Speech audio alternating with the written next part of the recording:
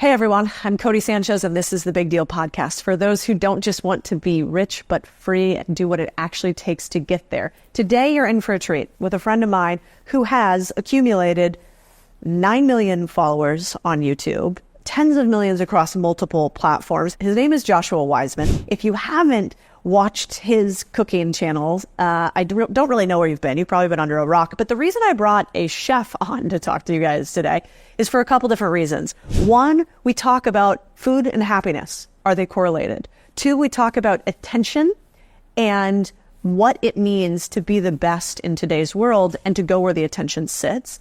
And the third thing we do is we talk about the differentiation that one can have if one decides to pursue this beautiful thing, which is giving another the gift of sustenance, one of the few things that we need to continue on a go-for-it basis. We also go over the deal of the week. If you're not subscribed on YouTube, you should definitely go over there right now because you get to see the inside scoop of a studio that he built out for $500,000 that is so sweet that has racked up way more than 500,000 views.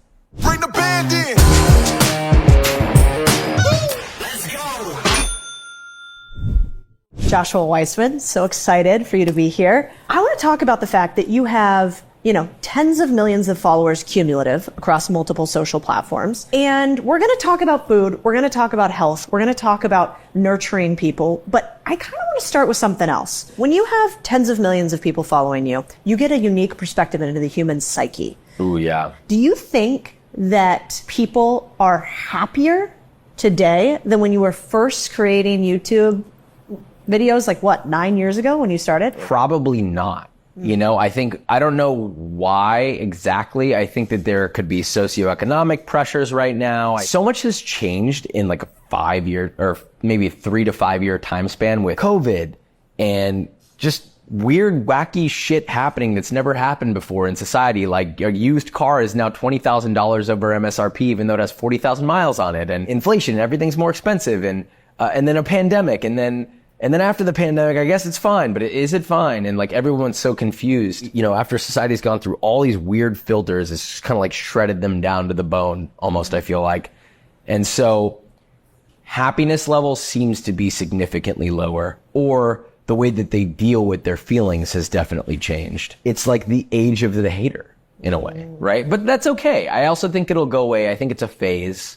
But if you scroll on Instagram, you're probably going to find a negative comment 80% of the time, and 20% of the time, you'll find a positive one at the top. Totally. So basically, one of the interesting things I think for all of us is there's a bunch of data that shows that social media in many ways makes us less happy. Yeah.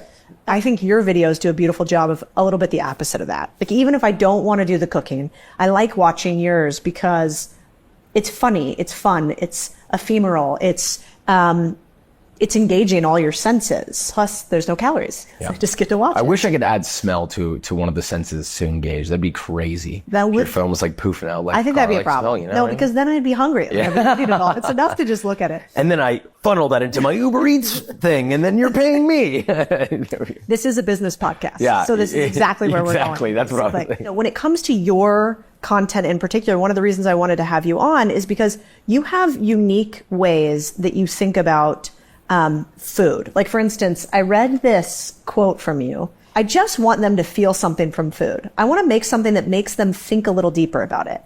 Even someone who's not into food, Cody, knowing that somebody spent 3 months developing what's on the plate, that it took 72 hours to get all the different components of it prepared, and that you're going to eat it in 30 seconds. That's crazy. And in my words, also beautiful. How do you think about food? Yeah, it's a great point. When you look at art, for example, and I think food is art, and it is the culinary arts, so just so everybody knows. When you look at other forms of art though, and that can be a painting, it could be music, it could be, honestly, it could be cars. If you're into cars, automobiles or motorsport, right? People look at these things that that you spent endless and endless amounts of time creating, different manufacturers or, art directors or whoever came in to make it possible, and all these different people and moving parts, and then they solidify it into this official final thing. And maybe there's multiple drafts. Maybe there's 100 drafts, 1,000 drafts. Nobody knows. And not to mention all of the failed drafts that led to the understanding to get to that product. and then it's solidified and crystallized in times in some form or another, right? With music, it would be a song and it's there forever. With a book, it'd be a book and it's there forever. With a painting, it's there forever. The irony about food is that same level of attention to detail, care, passion, stress, practice, craftsmanship goes into it, but it is made to be instantaneously destroyed and shit out, literally. Right? Like the weirdest form of art I can think of, just because its sole purpose is to be destroyed. And so it's kind of this hypocritical, weird, silly thing that for some reason people in food choose to do. Well, I think what's lovely in food in particular, and I think we'd be happier as a society, is if, I walk into a restaurant and there's two things that my business brain goes to right away. One is like, what can we be doing differently here? How can we maximize revenue? Like little sickness. I think about when I sit down is really, man, how lucky are we that somebody determined that they wanted to spend their life perfecting the ability to feed us beautifully? And I think a lot of young people today don't see the full history. Yeah. There's kind of this snapshot moment that whatever comes out and is put in front of me is, in essence, all there is. And they don't realize there's this beautiful essay called I Pencil. Have you ever heard it? No. It's an economics essay. We can link it. It's beautiful. And it basically talks about how if you want to understand the depth of the economy, you should look at one pencil. And because the pencil, basically, they explain all the complexities that go into it, from like the lead that has to be created to the wood that has to be chopped down from a rainforest. And it goes all the way through it to the pencil finally getting in your hands. Oh, yeah. And so it basically talks about this interconnectedness of humanity. And I think about that a lot with food, that there's this beautiful ability at the end of the day for somebody else to decide they want to serve me. And wow, like, aren't we kind of lucky to have that? Totally. And maybe if we saw that more often, we'd realize there was magic all around. But what's interesting is a lot of people actually have the opposite reaction to restaurants these days. I mean, if you think about movies, chefs are really intense and working in restaurants is super hard. And and in business, restaurants don't stay in business. But you actually really liked working in restaurants. Yeah. You talk about it really positively. You got to have somebody who has a different opinion that's not so negative, right? We can sit and talk about glamour that people want to hear, which is how hard it is. Working 14-hour days, coming in on my day off and not getting paid to work on a special because that was fun. And you're not getting paid to work on a special, but in any other company, they would fucking pay you, right? We could talk about that and get people all riled up and get people excited about how fucked up it is to work in a restaurant. Or we could take a step back and be like, well, wait a minute, but people still continually choose to do it, don't they? Why? Because there's more to it than just this like brutalist, beat up society. It's something that's been driven by passion for generations since the dawn of the first restaurant. It is quite literally partially the nature of how a restaurant must operate to serve you great food. So just as much as someone would be critical to, speak negatively about that lifestyle, they're also equally happy to go sit down at a 10-course meal and wine and dine their husband or wife or whatever and pretend that doesn't exist. It all exists because of the passion and the love that people have to do it. And in a weird way, so from my perspective, for example, or I wouldn't allow myself to stay in certain toxic environments. I knew what was good and what was not good. So I look back fondly on the places I worked at because I chose to work at places that weren't that bad. Not to say I haven't had pots and pans thrown at my head. Trust me, I have. But in a weird way, like, you have to just be that sort of fucked up, twisted person that loves the grind, that loves being intense, that loves the perfectionism, and that's part of the art. The biggest difference between working in food and any other artistic job or career is the whole point is to suffer for what's going on the plate. That is what creating art is you suffer for the art. Some of the greatest art pieces ever created were created out of suffering. I'm not saying it's required to make great art. I'm just saying that it's part of the context. What I loved about it was the camaraderie. It was the going to battle every night. It was like being this insane practitioner / craftsman and being in a room full of people who feel the same fucking way every day. Like, there's not one person who's gonna like fucking scrub this tiny little part of the plate because it has to be that perfect. No one's in question of who the fuck they are in that building, and that's badass. Because most people don't know who they are. Rare. Yeah. Now, you left this restaurant job to do something that people in the restaurant industry, especially at the time, probably thought was batshit crazy. Yeah, totally. You it's were true. going to go create videos online instead of working at a Michelin-starred restaurant and becoming a real chef. And now you were going to be a YouTuber. How did you decide to do that? Now it probably seems reasonable and lots of people are jumping into it. But back then, especially as young as you were, not that reasonable. Yeah, well, I should clarify that Uchi is not Michelin-starred, just for anyone who was watching this. I'm trying to remember how that felt. What happened? Like, tell me about the moment where you made that decision, even. Remember, and to go do this different crazy thing. Well, honestly, you would think that most people would think that I was stupid to wait that long, based off of like what I was making on YouTube. Like it was like totally overshadowing what I was making $11 an hour. At the time, I mean, obviously we've scaled this into like a substantial business, but at the time when you're just one person, you're making like $40K a month.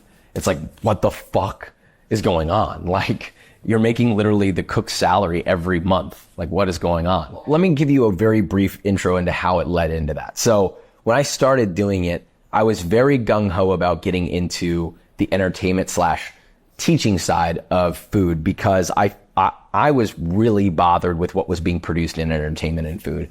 And I still am. But what really drove me was like, I just feel like these people don't care about food. They are not practitioners. They have not worked in restaurants, but all that aside, it's just the fact that they didn't care is what drove me so insane. And I was like, this stuff could be so much better and no one's fixing it.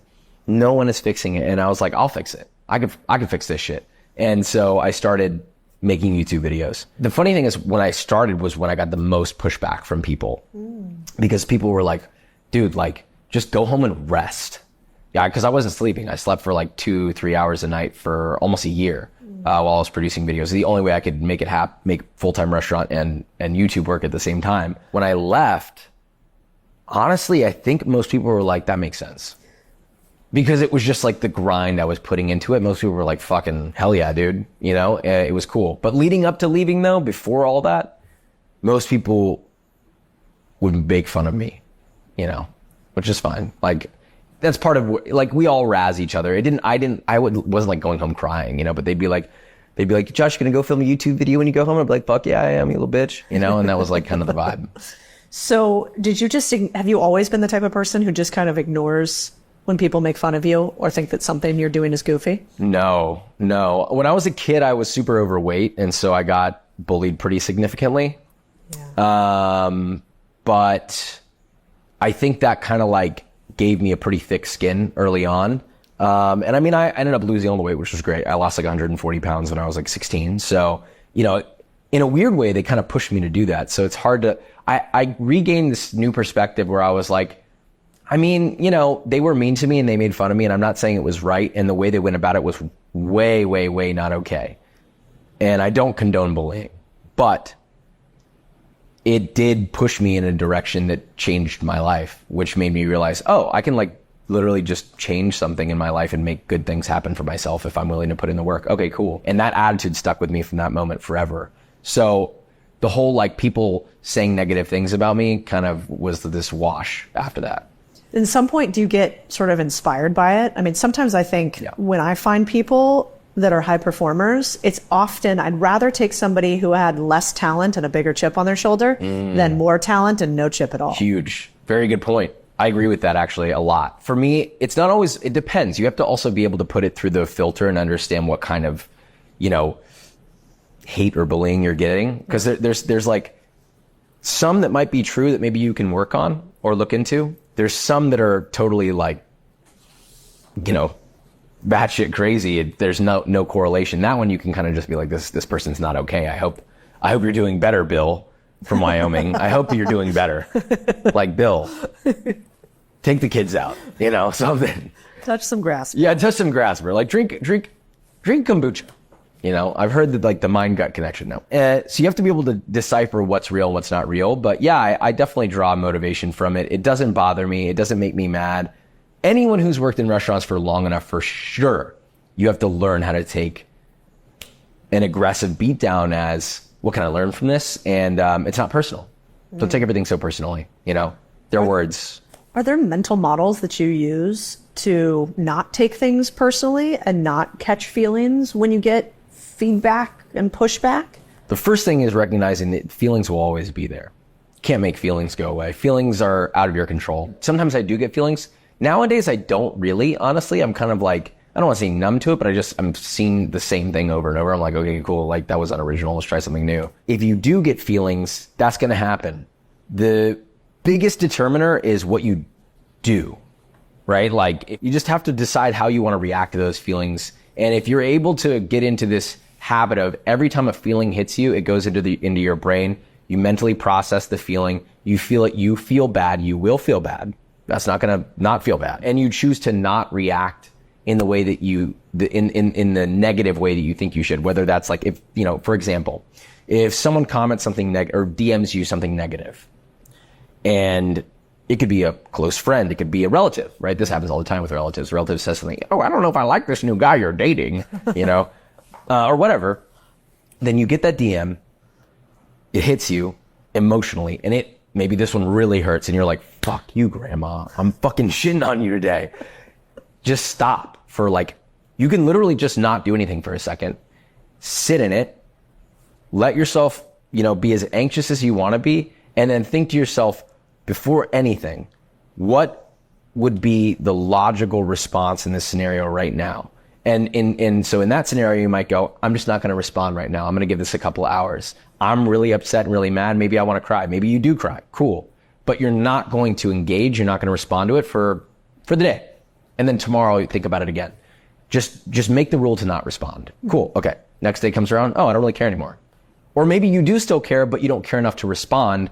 And then, okay, then wait another day. And that feeling will go away. Feelings will always go away. But the action that you choose to take might be permanent. When you were working in restaurants, was there ever a time that somebody made you cry? Yeah, definitely. But I never showed it though. Anyone who's worked in a restaurant totally knows what this is like, where you kind of like have that like teary eyed, but you like hold it. You're like, you hold the tears in. Like I've definitely had that happen a few times. I've been, what happened? I've never cried from people being mean. I've cried from being called out and looked like I was a bad practitioner or looked like I was bad at my craft, because that is like, you know, in the past when you're coming up, that's like the one thing that matters the most. And it's the one thing you're most insecure about, because you're like, am I seasoning things well enough? Or like, oh, you know, my fish butchery could be better. And I don't know if I want people to see how I break down like a fish. And then you break down a fish and then someone says something. Geez, there was this one time that, God damn it, I really hope none of my people that I work with are watching this. I was making a gastrique. And a gastrique is really basic. It's like basically, the best way to describe it is like a French sweet and sour sauce. That's not what it is, but it's like reduced sugar, vinegar, and it's like a viscous sauce. And I put it in a pot on the stove, and I was leading a team of like 6 people. So I put it on the stove, and it takes a while to boil and reduce down, like 20, 30 minutes. So I'm like, cool, I'll leave that there. I'll come back and check on it in a second. And I start working on a bunch of things. This guy's fucking this up, and I got to show him how to do this. And I'm like, don't do it like this, do it like this. I go about my day, and I'm just walking around doing my thing. And then the pastry chef comes up to me. She's like, hey, Josh, your pan's on fire. And I'm like, this happens. It's not that big of a deal. I'm like, oh, fine, it's fine. I'll take care of it. I walk over there. And it's not just on fire. It is on fucking fire. Like literally, this pot's not that big. It's like this big around this deep, and it's shooting a flame like 6 feet into the air, like a conical jet engine. And I'm like, what? How is this? This is sugar and white distilled vinegar. How is this even happening? And I'm like, oh, no worries. I know how to handle a fire. Pour kosher salt on it. Suffocate it with salt, which is like a pretty common technique. Pour salt on it, covers it, nice hill, stops the fire. And then like this little flame pokes through, and then it just erupts again. And I'm like, how is this? What is happening? The vice president of the restaurant group, like the VP of the restaurant group, this guy's been working there since the beginning. He's worked every position in the kitchen, and he walks in and he's like, who the fuck did this stupid ass shit? And everyone just looks at me, and I'm like, I did, chef. I did that. He looks at me and he just goes, who the fuck let you lead this team?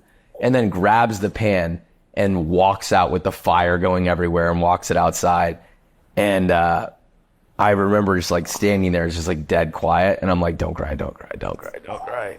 He was right to be that mad. It was pretty bad. It could have like burned down the whole kitchen, you know, so it was pretty bad. And then I went out there and like He was super chill. He was like, hey, look, I'm sorry. Like, he was actually really cool about it afterwards. But yeah, I almost cried. I feel that one for you. Yeah. Well, I always used to think that like finance was the worst, that investment banking, we were mean to each other. And then I've had now a bunch of friends that are chefs, and you guys take it to a different level. And I think there's like some good and bad to that. And the good is you've basically gone to the gym of feedback and difficulty so often, every day, actually, that the rest of life is kind of a lot easier. Totally. There's also discipline too. You can hide discipline, but in a restaurant, you cannot hide discipline, because if you are undisciplined, it visually shows, and you will eventually get kicked out of that kitchen if you decide to, tread that water like that for too long. It seems to me when I look at like historically the industry of food, you had chefs, and you had chefs who were great, regionally or even in their individual cities. And then you got kind of these like superstar chefs, which was TV-based superstar chefs. And then those have really given way to now social media. I don't even know if I always want to say chefs. Some of them are chefs like you, but many are not. And what is your take on, is it true that like the most successful and best chefs today are moving online? And if we categorize success as monetary, perhaps, is this the future of like big names in food? Or will it always be at a Michelin-starred restaurant? Well, I think big names depends on what you mean by big names. First, to categorize that, if you work in restaurants, a big name in food is going to always be somebody that no one has ever heard of unless you work in that, right? It's sort of like, I guess, maybe in business, right? Yeah. Everyone knows like the Warren Buffett. Oh, what about Warren Buffett? But like, I'm sure there's tons of business people that, that you love or aspire to or have drawn energy from, that you might say that I have no idea who they are, right? But to you, they're like a fucking superstar. Yep. And that exists in food. So if we were to take that out of the equation, I guess the best way we could look at it is like television versus the internet, which back in the day was always like the Martha Stewarts, the Ina Gartens, the Gordon Ramsays, the, people that I looked up to when I was a kid. Like Gordon Ramsay was like, I've always said he's been my North Star since I was a kid. I got into restaurants because of him and Anthony Bourdain. Those two people were like literally the two people where I was like, and this is coming from a place where I already wanted to work in food. The internet, I don't know. It's like kind of everything now, right? If you're going to own a business, you should be on the internet. Yep. If you're going to have a restaurant, what are you doing not being on social media? Like it's not even a question for anybody. Now, in terms of fame, popularity, or I don't know, growing an audience, or who is the next Gordon Ramsay? Me. Where is the attention? It is not on TV as much, nearly, as it is on the internet. There's really only a few places that people put their attention. I would break it up based off of their desired experience. And by that, I mean, people have different modes for different types of consumption now. Before, it was like you either watch television or you go to the movies. Pick one and have a nice day. And you had two options. It was like, oh, I'm going to watch one episode of something that's 20, 30 minutes long, chill, watch that. Maybe you binge and watch a couple episodes if you have it on DVD. Or you can go and spend an hour and a half or 2 hours and make a big event out of it and have dinner and go out with the family and go see a movie. That's dead. Done. It's gone. It's not coming back. It will never come back. Now, I'm not saying you can't like go out and have fun with your friends and watch a movie. I'm just saying that now there's so many other ways to consume. So to me, it seems inevitable that, whatever the previous idea of the biggest name in food being on television, I don't think that exists anymore as much today. But I don't know, it depends. I don't have a crystal ball. It just depends on where the attention is. And to me, it seems quite diffused at the time. And even the biggest heads in television and entertainment are looking at that and going, and they're thinking, kind of scratching their chin, thinking, well, what can we do to, build this out properly? I don't think anyone's going to, die in the process. I do think that there will be like mergers, but it seems to me that the internet is the place that people go to consume food media. Yeah, nowadays. Totally. I was meeting with an A24 executive the other day, and she was telling me that in their conversation with the streaming services, all of them are sort of pondering how to include like streamed first-person POV or user-generated content into their systems. Yeah. It actually is crazy. When she was explaining it to me, I'm like, that is wild that actually Netflix has no optionality for anything like that, because it seems like such a low-hanging fruit for them, and it would be free. as opposed to how expensive their cost is. Totally. How else could you compete against YouTube, which costs them $0? It costs you $500,000 to build this location. If they were going to do a Netflix series, they'd have to build it all, but you've already done it, and they could just stream you on the service, just like YouTube does. So it'll be interesting to see if that happens. Yeah, totally. Well, let's talk about the monetization of food online and entertainment. I was looking at a bunch of these online food cookers, chefs, etc. And I was kind of laughing because everybody's got a tagline, right? So you've got like Alleviated, who says like horngry and no, that's who is that? That's is that somebody else? Oh, who is that? My husband's gonna be so upset that I can't remember this. Yeah, Susie. Alleviated though is the one that flicks off the camera. Yes, Olivia. So it's funny. This actually happened really recently. So Olivia's a friend of mine. She came here. She flew out. We filmed 2 videos. It was super fun. She was very chill. I appreciated that very much. And she like blew up out of nowhere. It was crazy. And then there's this other girl, Susie Vidal, I think it is. That's it. And I actually had just discovered her like, I don't know, a week ago. Olivia texted me and she goes, "Do you know Susie?" And I was like, "Oh yeah, I saw one of her videos like yesterday," which was, it was a day or whatever. I'd recently seen them. I was like, "Yeah, I think I know who you're talking about." And she was like, "Dude, Susie has been watching you for like 4 years. Like, we got to get together." So anyway, shout out Susie and Olivia. And I thought it was kind of brilliant because she has this, like, instead of OnlyFans, it's OnlyPans. Yeah. And then she, instead of being hungry, she asks if you're horngry. Yeah. It's like perfect for our generation. It's great. Yeah. And then Olivia has the little flip off. And then you have multiple signature moves from like the eyebrow. Were those cult? Do you guys I think they're just, I honestly think all of mine are not intentional at all. I think they're just like tics or something that I do at this stage. Like I have a camera on me all the time. So I just like kind of do shit. I've never intended to create any taglines. But sometimes the audience, honestly, I just do things and I pick up on when the audience loves a little thing that I do. And, maybe sometimes I do it more often because I know they like it and I do it for fun. You'll notice if you look through my comments, like so I was kind of the one who started like really going deep dive on big recipe content that does big views, that's applicable for everybody, right? Yeah. And so because of that, I used to make this joke where I would go, what did I say? It sort of started along the lines of, I started to get annoyed with people because they would ask so many questions that I had already answered. So I was like doing voiceover, and one time I was like, "Don't worry, sweetheart, all right, Papa's got you." And I just did it sort of as like a, silly joke. I don't know what happened, but I got into like people's like daddy issues and daddy kinks because of that. But also just people in general, because of like the fact that I'm like teaching and people are kind of looking to me for direction. People refer to me as Papa, like in person and in the comments and in my DMs. Yeah. I'm only calling you Papa from now on. Yeah, it's a real thing. It's a real thing. Like all my comments, like I posted this video, like I've been like dieting for a while. I'm starting to like finally get some physique response. Your guy's too damn good looking. I'm like trying to compete with him in the gym. I like see him doing something. I'm trying to put more weight. You said you guys were working out the other day. Yeah, he's good looking. He's a good looking one. So I'm like, I'm over here. Yeah, good work. Anyway, so I've gotten more fit, and I posted this video of me like, it was like my exposed back. I don't know why I did it, but I was like very saucy. Yeah. Let's show the video. It was unintentionally saucy, really. Okay. It was like, you were like that chick that like kind of wants to show you her outfit, like not all the way. You were like kind of over your shoulder. It was great. My intention, what's the back looks good. Thank you. I've noticed that I think that's like my biggest asset. I realized that I have good genes for a good back. And I saw it and I was like, holy shit, like I really built my back out. This is going to show how lean I've gotten, because I've had this back and forth with my audience. I'm like, I'm getting shredded this year. This is happening. So they know I'm doing it. And so I was like, I'm going to show off my leanness because you can see how lean I am in my back. And it was just a video that I took. The video was like 2 minutes long. I just did the part that showed off how lean my back was. And I was like, oh, people will get it. No, dude. No. And so everyone's like, Papa, more like daddy. And I'm like, Jesus Christ, y'all. I am married.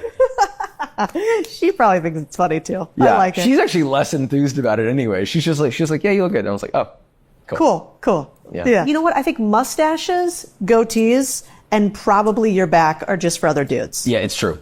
You know, So I think true. that's my husband's the same way. Beards, it's not for me. It's for Dudes every other dude. love me. It's crazy. Way more than women do, for sure. When you create your content, you were like, I think one of the early people to create food ASMR cooking videos. Probably not. And do you even call your videos that? Because I think it's kind of a cool idea. Like if I'm listening to this right now as the audience and I'm thinking of creating content in some way, shape, or form, you talked earlier about like, I wish I could make them smell. Well, you can't do that, but you can make them hear, you can make them feel, and you can make them see. Totally. But a lot of times people forget the tactile sensation of hearing and how addicting it is. Yeah. I don't know that I started the ASMR ones, like generally, but I know for sure that I was the first, if not one of the very first, like within, like you could count on one hand, that was producing food content on like TikTok. That's where the short form, right? Because there wasn't even IG Reels at the time. It was just TikTok. YouTube Shorts didn't exist. IG Reels didn't exist. It was very sort of a silly underground place to be. If you want to know who got me into it, it was Gary. Smart. He's not often wrong about social media. No, he's not. I'll listen to anything that man tells me. But I was lucky enough to kind of, you know, I built a relationship with him and his team, and you know, we talk from time to time, and he's great. You know, I love him.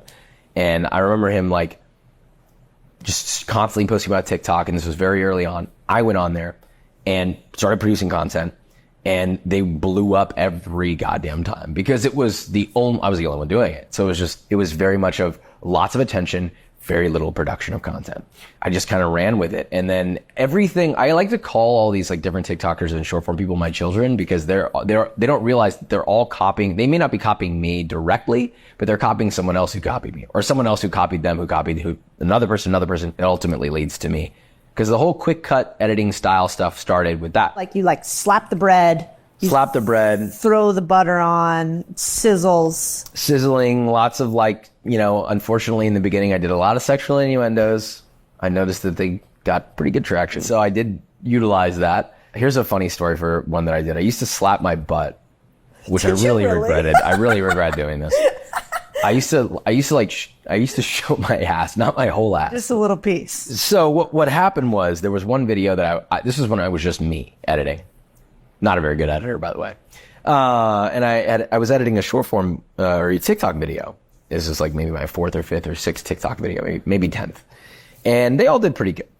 I upload the video and it does like 8 million views in like less than an hour. And I'm like, what the fuck is going on with this? This one's going crazy. It's not even that good of a video. I'm actually pissed off that why didn't the pizza one do better than this? You know, it was like it was like a grilled cheese, or I don't even remember. And I accidentally left in about 25% into the video. There's this shot where I meant to cut off the back half of that clip, but I didn't. And it was 5 seconds left in the clip that I didn't cut. And in that 5 seconds, I turned around and bent over to grab something out of the drawer. I guess I cut it. I didn't cut it short enough. So I did cut it, but not short enough. And so it's literally just me turning around and full ass bending over. The only reason I realized that is I went in the comments and they're like, Jesus Christ, he's got 2 yellow onions back there. That's crazy. I started doing that and they went viral every time I did it. And then I stopped doing it because I was like, this is weird.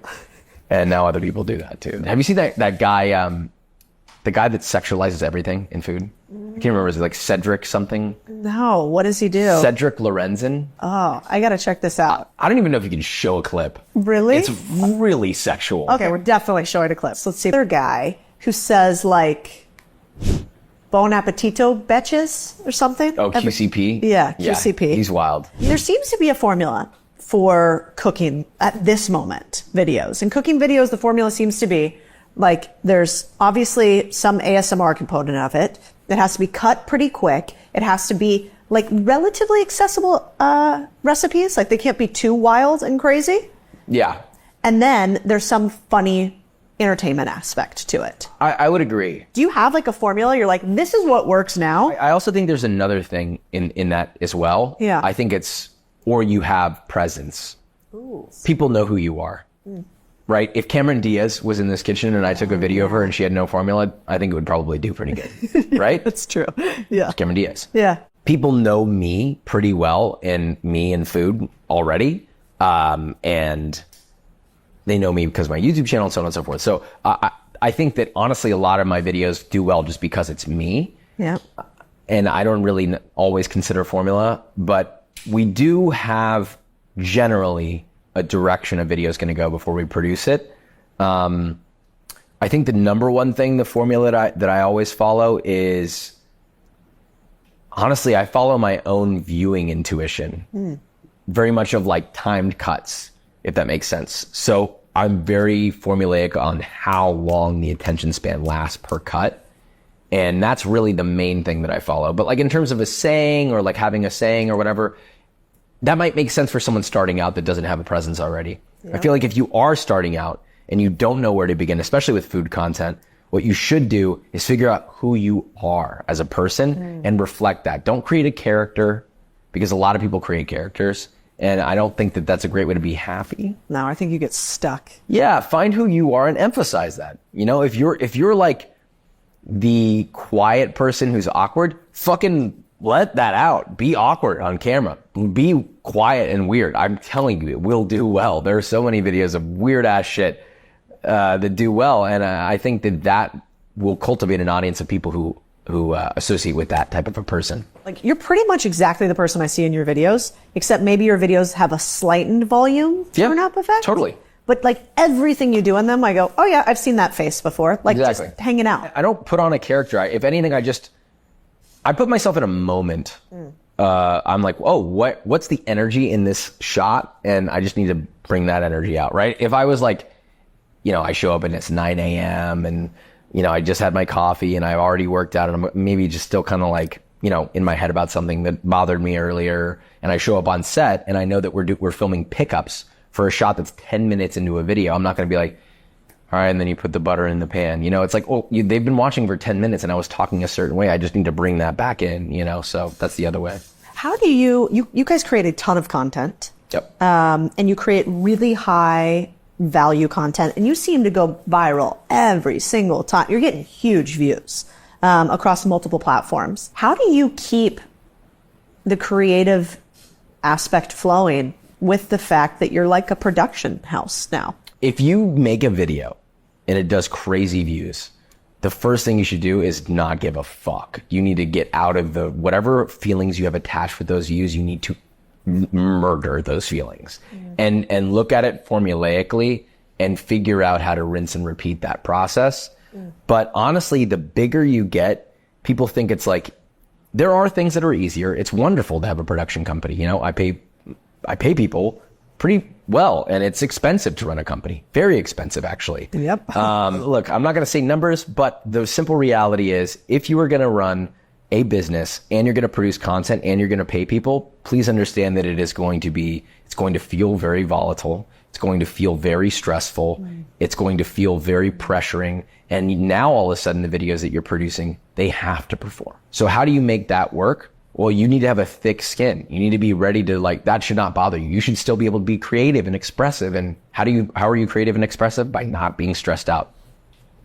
Good luck with that. So I think a lot of people will fail there. So first ask yourself if that's something you want to live with. But that said, the way that we do it is it's very feeling based. I have, you know, my top performers that are always by my side. We're always working together on creative. I mean, you saw it on the front of these doors. We have written on the front of our doors to the kitchen, it says, honor the audience. I think in the same way for a chef, what makes a great chef is not just making good food. That should be the easy part. Good food should be the easiest fucking part of your job. What makes a great chef is first being the artist, but also being the business person, being the financial analyst, being the marketer.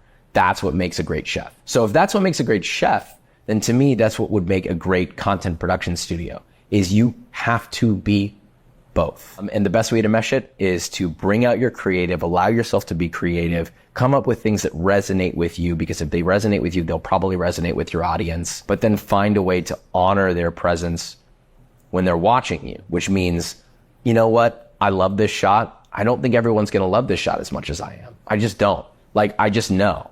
I know that people will watch this 2-minute segment of me doing this thing and maybe, you know, maybe 100,000 people will appreciate it, but I need 9 million people to appreciate it. Yeah, it's really I think one of the toughest parts that I've realized about the content game is it is the most competitive game there is. There is zero moat to this game, and you are competing for the highest and most expensive commodity that we have in this day and age, which is people's attention. Yep. It is the only thing that we cannot create more of. And we have infinite optionality for what to do with it. It's true. I mean, you are competing with Donald Trump in the same time that you're competing with the hottest new Star Wars movie, in the same time that you're competing with every single TikToker and actually the algorithm of TikTok driving the most viral things out there. And it's free. And it's free. Anybody can do this. Right. You're competing with every single human being on planet Earth because anyone can walk in and just make content. So I think it's a really good thing to ask yourself, do you actually want to play this game? Very competitive. You have to have a thick skin. But also I think the biggest thing, because I feel like the way I said it made it sound like I don't enjoy this. I love this shit. Like I love doing this. Like I love it so much that the competition is not me. I don't feel like I'm competing with anybody. I don't feel like I'm fighting to beat X person. I'm fighting because I want to do this forever. And if somebody thinks that they're going to beat me because they want to make better content than me specifically, they will lose to me. They will lose. Why do you think you have that type of attitude? It's sort of like fighting for necessity over fighting for glamour. And I think when you fight for glamour, you eventually will fizzle out and lose not just steam in terms of like viewership, but you'll lose the motivation to do it over time. Because if you're fighting for something that doesn't actually really matter to you, and actually matters more to other people, like your image and your how fancy you look and this, that, and the other, you're gonna run out of energy. It's really hard. Like you really have to like be fighting for something that feels more like necessity, and something that I fight to continue to do what I do. I love to do this. I want to do it forever. And yeah, I mean, that's a tough argument to beat. I was thinking about this idea yesterday that I'm calling the law of more, which is basically if you look at some of the best producers or artists of all time, like Picasso, you mentioned before. Picasso has something like 200,000 prints and paintings that he did to become the most prolific artist of all time. If you look at Taylor Swift, she was like back and forth between being on tour or creating an album for the entirety of her career since she's been 16 years old. It's crazy. Which is why she's now almost has more albums than any other soloist. Yeah. I do think there's some balance between quantity eventually becoming, with relentless focus, quality. Absolutely. How can you create quality without the reps? Like if you want to be great, do a lot. Yes, that is the game. Volume is the game, 100%. Working in restaurants, it's all I really know. I didn't go to college. So a lot of people like to make fun of me sometimes because they're like, oh my God, he always talks about how he works in restaurants. It's all I know. Like, what do you want from me? People talk about when they went to college, they don't get shit on for that. I didn't go to college. I didn't have any formal studies. I went and worked in a brutalist environment and I worked in fucking restaurants. And the number one lesson that I learned was you can become great at anything if you are willing to perform the relentless amount of repetition that it requires to become great at it. And it may be 500 times, it may be 5,000, it may be 10,000, it may be 100,000, it may be 1,000,000. It depends on how quickly you learn. It depends on so many factors, but I do believe that anyone can be great at almost anything. It's just how many reps is it going to take, and are you going to be able to do all those reps? Yeah, it's so true. I've become kind of friends with Tim Grover. Tim wrote a book called Relentless, and I think it's a really good screen. If people love that book, they're going to like working in my companies. If they don't, they're not. So I agree with you there. Now, one thing you did that I think is fascinating that you don't get enough credit for and people don't talk about is the book launch. Like I want to obsess for a second on how to launch a best-selling book in a way that is not ads, that is not, even at the time you had a big audience, not the biggest audience, but you sold hundreds of thousands of copies of a cookbook before cookbooks were like mainstream everywhere. Talk to me about how you did that. How do you get 3,000 people to line up to wait to see you for a cookbook signing? Yeah, that was wild. And also for reference for the cookbook signings, any of my audience watching, we're working on creating a better method. Okay, we weren't expecting that many people to show up. We didn't do any paid advertising. There wasn't like, oh, let's put a billboard up. It was all completely organic push for the book. Funny enough, actually, we did do one ad campaign. We did for free. We were doing this thing with Pinterest. We were working with Pinterest and they gave us free ad space. We used the ad space. But you know what's funny? Less than 1% of our sales came from that. Wow. And the amount of ad space they gave us was $200,000 worth of ad space. Less than 1% of my sales came from that. What was the difference? Authenticity, I think. Yeah, but it's way more tactical than that. You were systematic as a motherfucker when you were inserting your book. Like, I went back and looked through a bunch of your videos. It's almost like you never marketed because you were in restaurants, but somebody taught you the book. Like, you would be cooking and then you'd be like, yeah, I'm thinking about chicken legs. Ooh, like on page 57 in my cookbook. Yeah. Talk about that insertion project. It became tactical because I care so much about the viewer's experience. So much so that I modified my marketing perspective to whatever I do, if I'm going to promote my book, it will be in a way that is entertaining and not just totally boring and disruptive from the content that they chose to, so kindly give me their time to watch. The last thing I want to do is deter them with a shitty promo. What would that be? A shitty promo would be like you with the book, like, look, I've been trying to hit the New York Times bestseller list. Yeah, like people say you should be direct with the audience and say like, oh, my cookbook is out. I mean, I did say that, and I did have some promos like that. Like I did, right? But if every promo is like, my book is out, go and get it. Like, that's not meaningful. Like it feels very much like, give me your money, motherfucker. And I just don't, I'm not like that. And certainly it's frowned upon from the world that I come from. Always be reserved. Don't, ask for too much. And so I was just trying to avoid being like that. And I think that's how we formulated the whole marketing around, if we're going to have you buy something, we're going to make it entertaining. And even more than that, we're going to lead up to it with value before we deliver that. We're not just going to go, book's out. Okay, now let's get to the value. It's like, no, value. By the way, silly fun thing, goo goo gaga, I'm going to wipe my butt with my book, which I did. Not literally, but I made it look like that.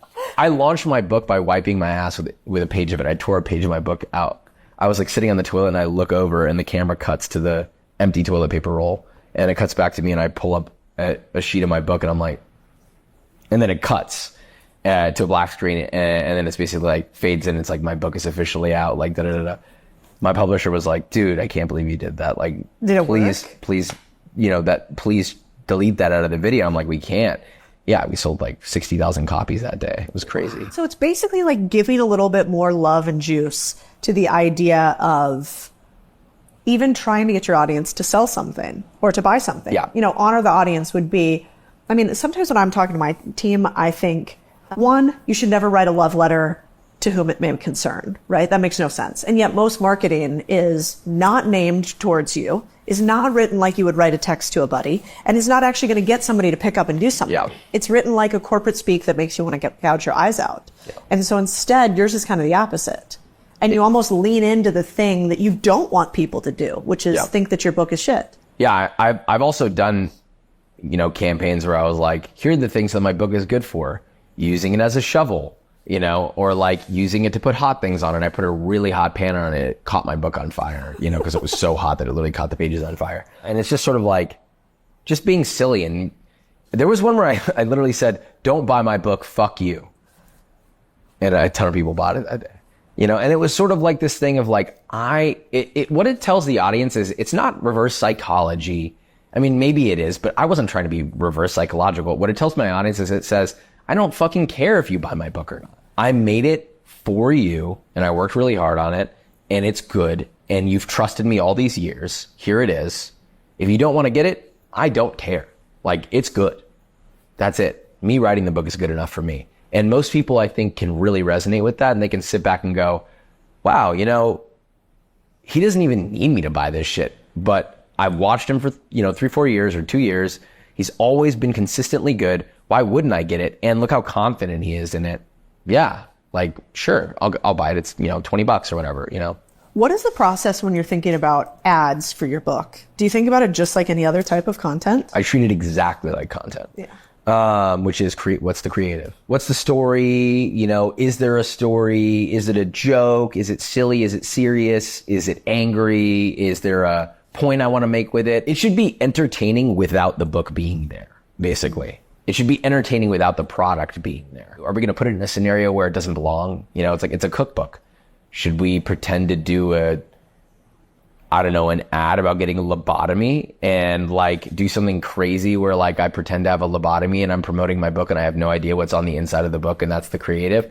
It's like, if it is just fun to watch, that's enough for me, you know? And you can never guess how many people will follow through with it until it gets to them, right? So at least if you entertain them, it's better than nothing. I think I want to tap really quickly into, so we've talked about how to sell books. We've talked about how to build a content empire. We haven't talked a ton about how your like goals have changed over the course of, you were 21 when you first started. Is that right? Man, was I? Holy fuck. You're 28 now. How old was I? Jesus, I honestly don't even know. Early 20s? It was probably 5 years ago I officially left. So yeah, so 5 years ago. 5 years ago. So 5 years ago, you leave the restaurant and you probably just want to replace your salary, right? You're like, I just want to, well, you had already by then. I just want to make more money than I do at this other place, and I want to be my own boss, and I want to grow online. To now, you know, I have a best-selling book. Oh wait, I have 2 best-selling books. Oh wait, I'm one of the biggest YouTubers out there on cooking. What is next, and how has your goal changed as you've climbed your varying mountains? You know, it's funny, it actually hasn't changed. I would say most people get into this nowadays by accident, right? They're like, oh, I made this video and it went viral one day and then I kept, no, motherfucker, that's not what happened here. Like the 2 hours of sleep every night, that was not by accident. I didn't accidentally, you know, hustle my ass off. It was very much of like, when I started, I knew exactly what I wanted to build. And that vision of what that is, that like thing that I see in the distance is still there. I look at it every day. And I have been looking at it for probably the past, I don't know, decade of my life, or maybe even longer, because, you know, I started cooking when I was 5 and I've cooked almost every single day all the way up till today. And so I've done the fucking 100 million hour rule, you know, whatever that is. When I was 11, this is the differentiator here. When I was 11 or 12 is when I saw Gordon and I was like, I want to make something like that. I think I can do something like that. And he was a big inspiration for me. And that created a goal in my brain then. And so every decision I've ever made has always been this North Star that I'm looking at, which is to build what I'm building now, but much bigger, with varying different things. And, you know, I don't want to like give the whole thing away, but like, you know, that big goal has never changed. I think the only thing that has changed is the way I approach things. I'm much less emotional about things. I approach things much more analytically. You know, all the sorts of things that you go through when you build a business is like, you get beat up a bunch and then you kind of like learn how to regulate your emotions. You almost run out of money. You almost get sued. Yeah, 100%. Yeah. You almost get sued. Totally. That's happened. And you just kind of learn, oh, this is just running a business. Okay, cool. Well, I have this part down and this part down. What else do I need to learn to get better at this? What else do I need to like try out? And you learn how to be like, oh, the next venture, I need to take a risk again. Fuck, I need to feel the sense of risk again. You know, and that's where I'm at right now, where I'm like, I'm taking on more risk now to do the next step. Yeah, there's got to be some huge correlation between risks taken from a business perspective and amount of success had. Yeah. Because I think that's the biggest thing that people don't understand. If you're not risking something, I mean, the other day we just raised a bunch of money and I put in millions of dollars for a company that we're scaling in the SaaS space. And I bought it and now we're building it. And, you know, I told some of the investors that gave us money, you know, I, knock on wood, have never lost money for anybody to date, and I'm not going to start now. And he kind of turned and looked at me. His name's Donald Park. He was like, if you have never lost anybody's money and you have never failed on a business, you are not taking big enough risks. And I was like, or I'm really good. He's like, never the case. Whoa, that's crazy. That's deep. And it's kind of true, right? Like if you haven't done a video where you're like, this video, I do not know if it's going to work, and we're going to spend $30,000 on it, and fuck, it totally failed, but we learned a bunch of things from it. Yeah, it's happened. Yeah. Bunch. What do you think's the most money you've lost on one video? 75,000, I think. Oh, that hurts. Yeah. I've lost hundreds of thousands of dollars on videos. Yeah, multiple 6 figures I've lost on videos, but it's sometimes difficult to calculate what that really means, because what is a loss on a video? Especially on long form, because long form is really powerful. It's not like short form. Someone can watch a short form video and not give a shit about you. They can watch 20 of your videos and not give a shit about you. But long form is a commitment. You're watching a 30-minute, 20-minute video. I mean, my video is like 20, 25 minutes. People are watching a television show, basically. It's like you could look at the back end of YouTube and basically go, how much money did the video make and how much should I spend on it? And then do your math and be like, this was the ROI, right? But that's not always the case though, because if you gained 50,000 subscribers, solid subscribers from that video, and then they all watch like, 100 videos each, then you're way above your ROI from that. If you think about it, I see it more as an investment than a loss, but I try to be careful with that as well. Yeah. Well, I think, creating content online is sort of like running a startup, even if you've been doing it for a long time, because you just have to spend so much money consistently on content with the hopes that it'll eventually turn into more money or just an ability to continue doing the thing that you love to do. And I think that's the hardest part that people don't realize as content creators is they think that they're artists, but they don't realize your component, which is this business component. That's true. I want to wrap up a little bit on the food front or my husband will kill me because he hates being called the word foodie, so I won't use that. He likes to cook. Word. It's a naughty. Why is people hate that. It's just cringy. It's just kind of like I'm a breathy.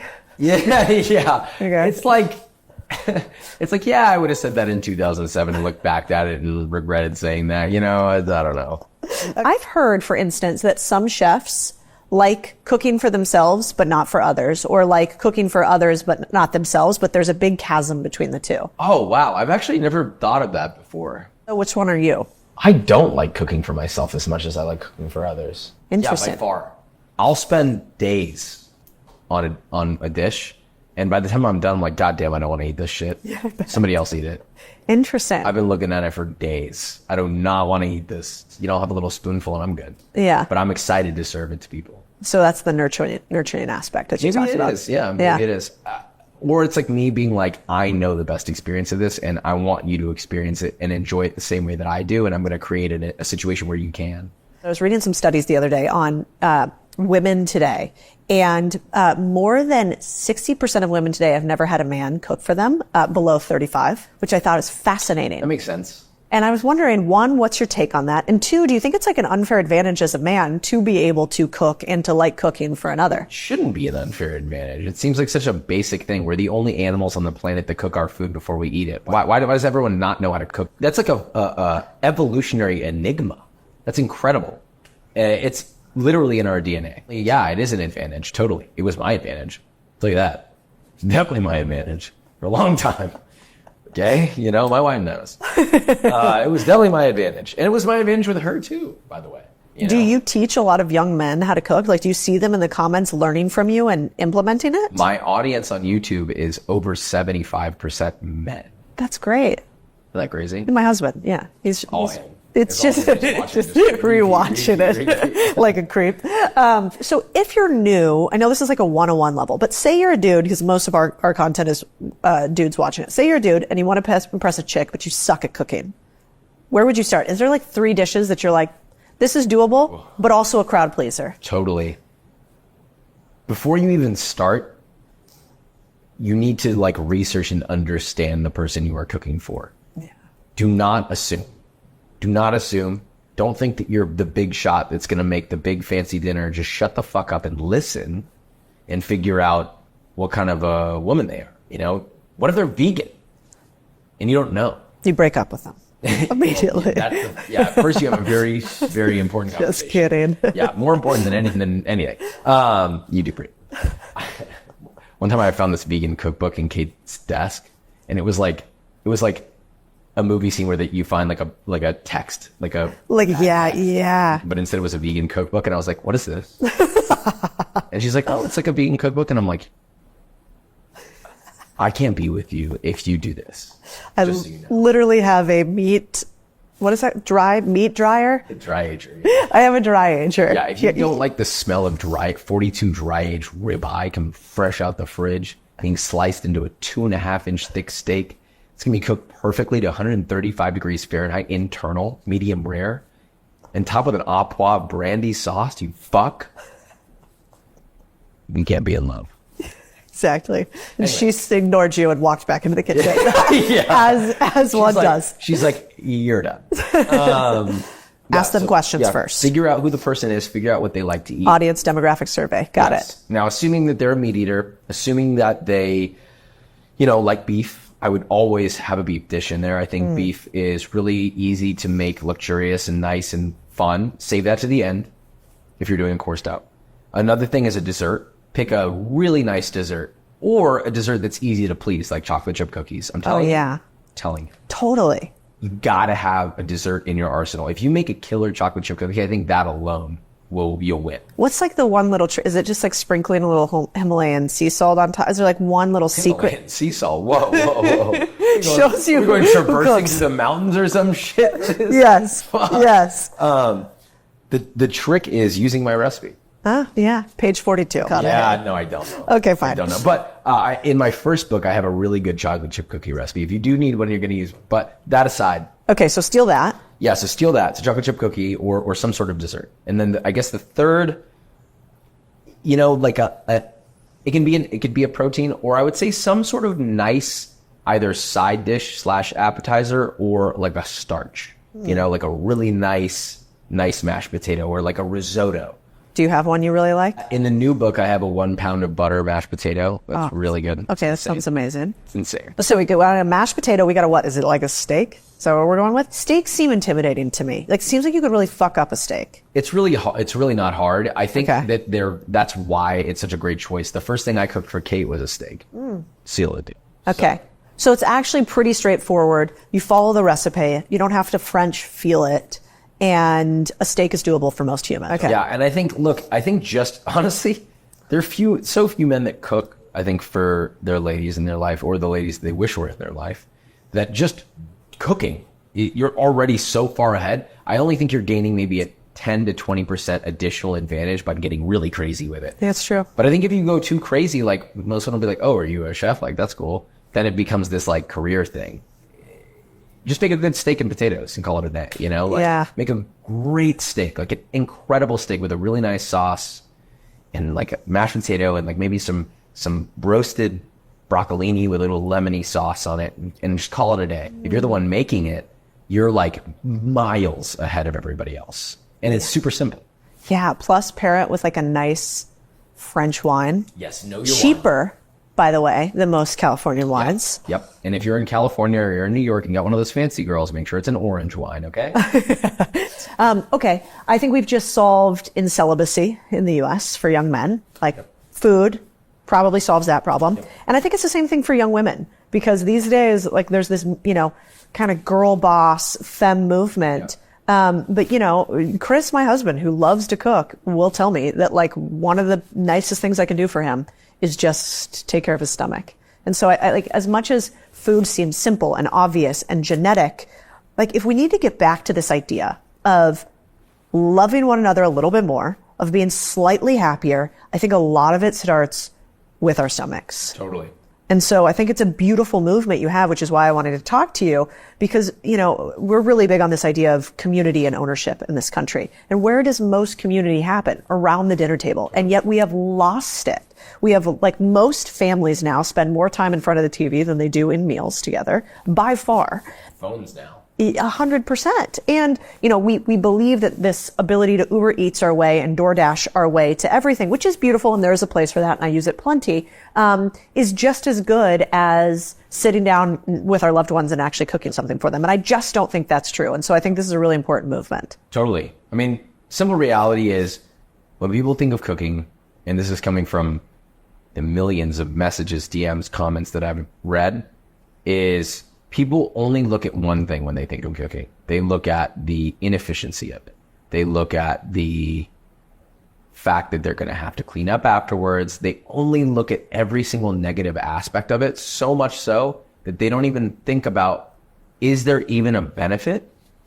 Because the answer is yes, but they cannot look past this wall, which isn't a wall at all. It's this fake veil that's in front of them. And it's like, are you serious? Like, you go through life, you pay your taxes, you go through devastation, emotional devastation, you deal with the hardship of family, you deal with the hardship of just life in general.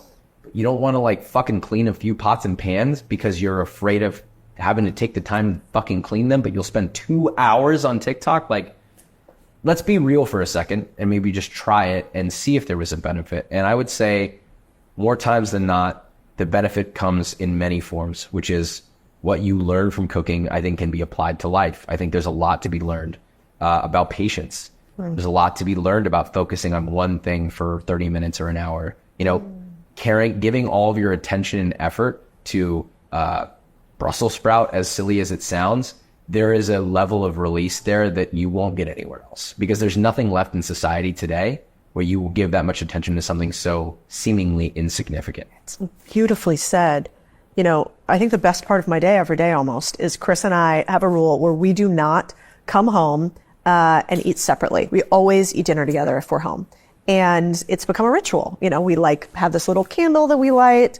We always do a cheers, and the cheers isn't allowed to be repeated. So like every night we have to kind of come up with something that we think is special and worthy of cheersing at the end of the day.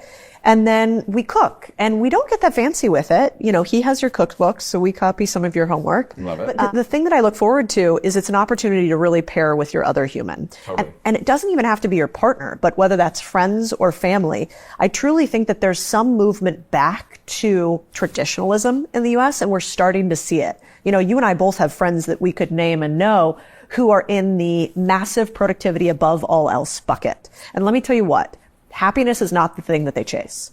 And often like that joyfulness in life is missing because they are in the pursuit of what society tells us is important, which is, you know, money and more. Taking a little step back and feeding another human, because it is a necessity to life, is really, really beautiful. Yeah. People are very black and white though. You can still be, you know, a hyper efficiency focused person. The irony is restaurants are all about efficiency, which is kind of silly, but you could still be that person that's all about, I mean, I'm not saying unhappy, but that's all about growth and everything, you know, make the numbers go up, make more money, make a bigger business, do things to the highest of high. But like, it doesn't mean that you have to eliminate and annihilate all forms of things that could be technically not moving that dial. Because I guarantee you do things in your day, every day, no matter who you are, I don't care who you are, that are not moving the dial like you think it is. Mm-hmm. They're just not. It's going to be okay if you take an hour and a half or 2 hours to make a meal even once a month. It's going to be okay. Like whatever you want to do in life, you're probably going to be okay. The other thing people are obsessed with these days is being fit and food being a function, not an art form in many ways. And, you know, you've had this fascinating balance of losing hundreds of pounds, simultaneously making recipes that are not quote unquote healthy and sampling them and trying them. Can you be both somebody who loves food and experiences it and fit and healthy? Totally. 100%. And how? It's very hard. But I mean, I guess we have to redefine what healthy means also, right? Like, is healthy having 6-pack, or is healthy, you know, being a healthier weight, whatever, blah, blah, blah. But I guess if we're really going to trim this down to what people really care about, it's like, how do I not be fat? Is like kind of the question, right? That's what people really care about. They don't give a fuck about being healthy. They would be more than happy to die at 68 with a 6-pack. Dude, that's actually exactly right. I think that's why people hate Brian Johnson. They're like, don't live forever, who cares, but I want to look hot and fuckable. Yeah, I would love to live longer. I don't know when I'm going to die, but I sure as fuck don't want to ruin my quality of life just so that I can live 3 years longer. Whoop-de-fucking-do. I mean the goddamn steak. What I will say is the way you can balance it is, you know, you don't need to eat crazy every day. I mean, I think some intentionality behind your eating is probably good. Right now I'm like on a more extreme diet because I have like a goal that I want to hit just for the sake of my own fitness journey. It's like, oh, you know, I want to like do like a bodybuilding thing and see where I can go with that and try that out. I like having discipline in my life. But the way I do it is like have days that you know, are going to eat a little bit more under your regime of diet, and have days that are maybe a little more loose. Or if you can find a way to, you know, make that a daily occurrence where it's like, cool, for breakfast, I'm not going to go too crazy today. I think I'm just going to have, I don't know, I don't eat breakfast. I was going to say, you don't like breakfast. That's like your least favorite meal, right? I don't really eat breakfast that much. That's so bizarre, like but I'll let it go. I don't know. Let's say like a fried egg on just a piece of toast with sliced avocado. Really chill, nothing too crazy, not high calorie. I'm just going to eat that and I'm not super hungry, whatever. And then for lunch, maybe you go a little more crazy. Maybe you wanted a burger and fries. Cool, eat your burger and fries. And then chances are you're probably already going to be full for the rest of the day anyway. But it's like, okay, I know what I've eaten today. Using my intuition, I'm going to understand that I probably had a lot of calories. So tonight I'm not starving. I'm just going to have like a chicken breast and some rice and call it a day, you know, and eat vegetables. I mean, you have to find whatever split works for you. Just maybe be mindful about how you're eating and just that's one way to do it. Yeah, I think the beautiful part there is like, listen, you can be Brian Johnson. You can be Peter Attia. You can be the fittest of the fit and be obsessed with that. Or you can have your glass of red and steak and also be pretty fit. And so I think it's really cool that you're pairing the two together. And I expect on the next cookbook, you have your eyebrow raised and the six-pack on the cover. Is that what we're going for? That's what we're going for. Are you, it's either abs or ass guy. I have crazy glutes. I'm not even joking. It's actually insane. I don't know why. I think it's a genetic thing. Like, I don't have like the biggest, most like, thick biceps, and my traps aren't like some guys have like huge traps, but I have crazy back and crazy glutes. So maybe that'll be on the cookbook. Yeah. It'd be funny if the front of the book was like me sitting or like me standing, and it's like abs, shirtless, and an apron, and I have an apron on. Yeah. And then on the back of the book, it's my bare ass because you can't see because my apron's covering my legs. I love this for you. I think we just decided, you guys can put in the comments if you want to see Josh's butt on the back of his cookbook. Please don't. Please. You just send him a picture of yours, but not full frontal. Yeah. And I think we've really wrapped this up. Is there anything else you want to tell humans who are probably not as into food as you are, but might just find a place in their heart for it? So many things I'd like to say. Well, what's the general vibe of the people watching before I answer? Probably somebody like me, like somebody who doesn't know what a sous vide is, or also the mise en place, or whatever the fuck that side dish. Mise is like the most known term. I'm shocked. That is not. Even my wife knows what that means. Well, your wife is married to a chef. Yeah, but she knew before that. She knew before that. Yeah. I would also like to know in the comments who knows what a mise en place. So they're people like me. So probably, not big chefs, not big cooks, but relatively successful and on the path thinking about success. And I think we want to slow them down a little bit, get them to think about food, or if you have anything you want to say on content too. You can really go wherever you want here. Just seek out one good eating experience. Like, work really hard to seek that out, something really special, and be really intentional about how you do it. And just do it once. And I think the rest will kind of make itself after that. If you choose the right eating experience, I promise you that it'll become more of an internal thought process that grows from there. I don't think anyone needs to go from 0 to 100 and start cooking a sous vide steak and learning what mise en place means or whatever. I don't think that that's what it is. As a matter of fact, my whole goal when I started doing this was never to convince anybody to cook. Ooh. As a matter of fact, I despise when people try to convince anyone to cook. Half the time I tell people to go fuck themselves. But what I did want to do was get people interested and use food as a vehicle to entertain them, because I think that it will improve everyone's quality of life in some shape or form, whether they cook it or they eat it or there's a fun fact about it, because it's inevitability, an important part of our life. And there is a way for everyone to enjoy food at a really high level somewhere. They just don't seek it out. So seek it out. Yeah, I just watched a show called Bottle Shock. Have you ever watched that? Old school movie about wine and the creation of the wine movement in California. And it was like the guy who created the first blind wine tasting. Yeah. And what I liked about it, what I like about thinking about this too, is in today's society, we really think there are like, 2 or 3 ways to determine success. Typically it's like your career, maybe it's your bank account, maybe it's also like your health and familial situation. Are you married? Do you have kids? But when I watch movies like that and I see microcosms like food, I remember that there is an entire group of humans who have decided to have their own definition of success. And in Bottle Shock, it was like, who can create the most incredible wine imaginable with no interest in anything else, almost no interest in money. And I think one of the cool things about what you talk about is the same thing. So that's almost like sport. Who's the best? Yeah. Everyone loves to be the best, So who's the best winemaker? Who's the best chef? Who's the best pastry chef? Who's the best croissant maker in France? Who's the best chocolatier in France? But the funny thing is, food is probably one of the most subjective things of all time. There is no such thing as the best. There's only what's good to you. Who's the best YouTuber in cooking? Joshua Weissman. Nobody. It's definitely a deep thought. I think the only thing I could think of after my statement is just, I feel like a lot of people will be sitting here asking, but why? Like, why? Like, you're telling me to seek this thing out. Like, why should I care? I'm doing just fine. Why?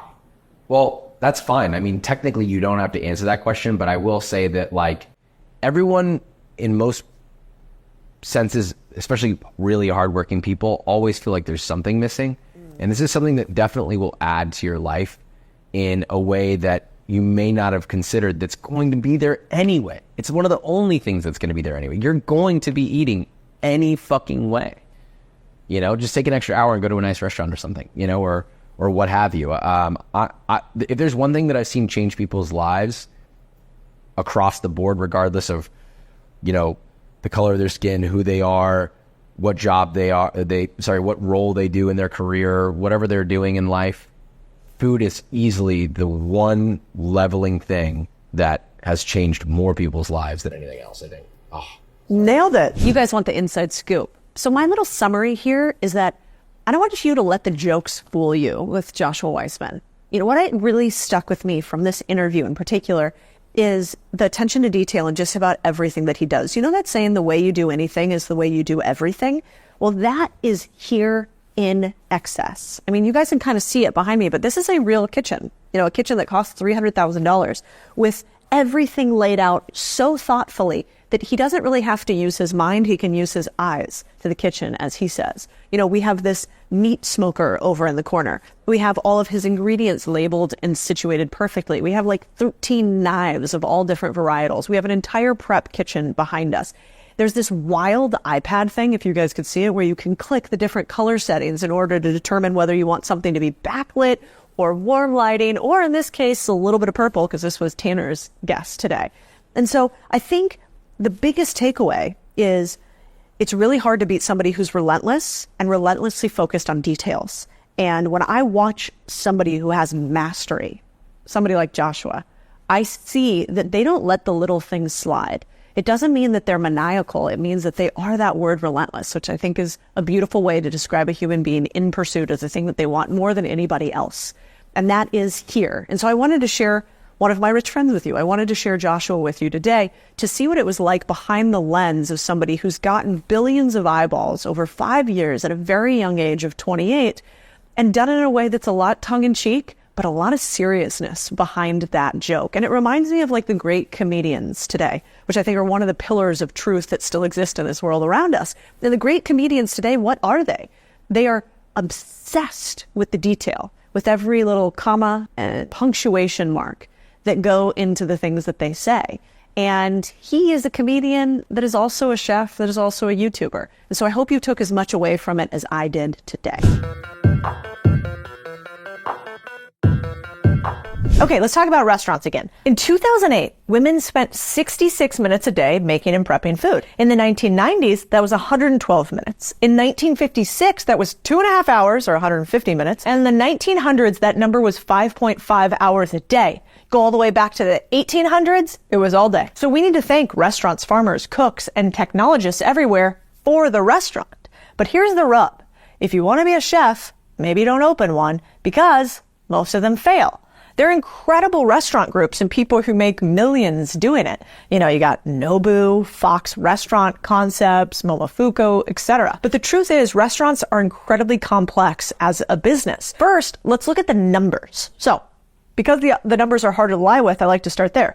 The average small business in the U.S. sells for around $800,000. The average restaurant goes for $198,000. Why? Because 60% fail in the first year and 80% fail after 4. Restaurants, on average, ain't for making money. Second is margins, or how much money you make from the money that you bring in and put in your actual pocket. On average, restaurants can expect net margins of 3 to 5%. Tiny. I won't do a deal unless I can make 30 cents on every dollar, or 30% margins. 3 to 5?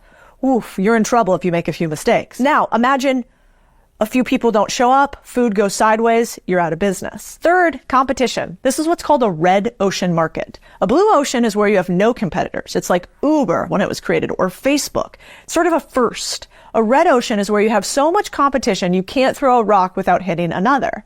If you want to make this, Herculean task of eating at every restaurant in New York City, for example, it would take you 22.7 years. It'd take 12 years just for Manhattan. 3.5 for Queens. And who even lives out there? The fourth reason I don't like them is procurement. So forecasting demand, storage, waste, theft, managing off-peak hours, pricing, calculating gross profit of each food item. Let's take just spoilage. You not only have to buy up inventory intelligently, but you have to hope that you are so good at guessing if the fickle crowds will eat your 3-day-old shrimp before they go bad. Fifth, they're really expensive. Restaurants to build out cost anywhere from $95,000 to $2 million. And then you got to deal with, I don't know, all of your employees in the back doing dirty deeds. I don't care if you're a foodie or your buds tell you that you should sell that perfect cheeseburger that you make. Don't do it unless they're giving you the startup cash. Restaurants are for humans that simply cannot exist without running one, in my opinion. So go eat there. Go frequent them. But, don't do deals where you eat.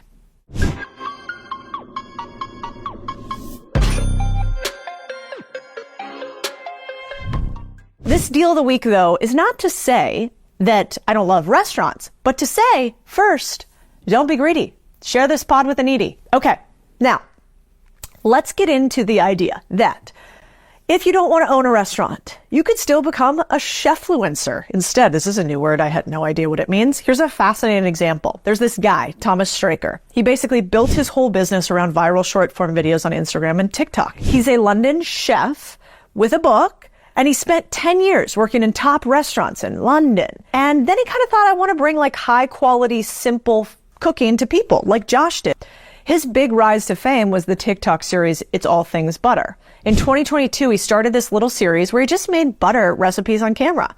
Like in some instances, he didn't even make the butter. He just mixed butter with other things like Marmite. I don't even know what that is. It's probably English. And then combined it with butter and called it Marmite butter. This series got over 10 million views on just individual clips. So in 2023, he raised $500,000, seeded his company, started calling the company All Things Butter, and sold a bunch of flavored butter like garlic and herb. This year, they landed a $2.2 million investment from a private equity firm. So as of this May, All Things Butter sold about 250,000 blocks of butter. Not too shabby at all. My take for you is, let's all cook at home a little bit more together, but maybe skip the restaurant. All right, guys, I hope you liked that episode as much as I liked filming it. It was so cool to see inside of Josh's studio. Hell of a setup, man. My guy is like drooling in the background, trying to get me to spend more money so that mine gets set up nice like his is. We don't talk a lot about, food on this channel. That's not really my song and dance. We do talk a lot about community, about owning our communities, and about taking things back to the community. And this episode, I think, is really a nice way to put a little bow on that bad boy. All right, if you haven't subscribed, you know the deal. Hit that subscribe button, or don't be greedy. Share the podcast with the needy. Thank you guys so much for listening to the Big Deal podcast. You are a big deal to me. See you next week. That I have it, you know that I got it. No need to look all in the bag. Starting like this cause I work so hard. I'm the best. I only speak facts.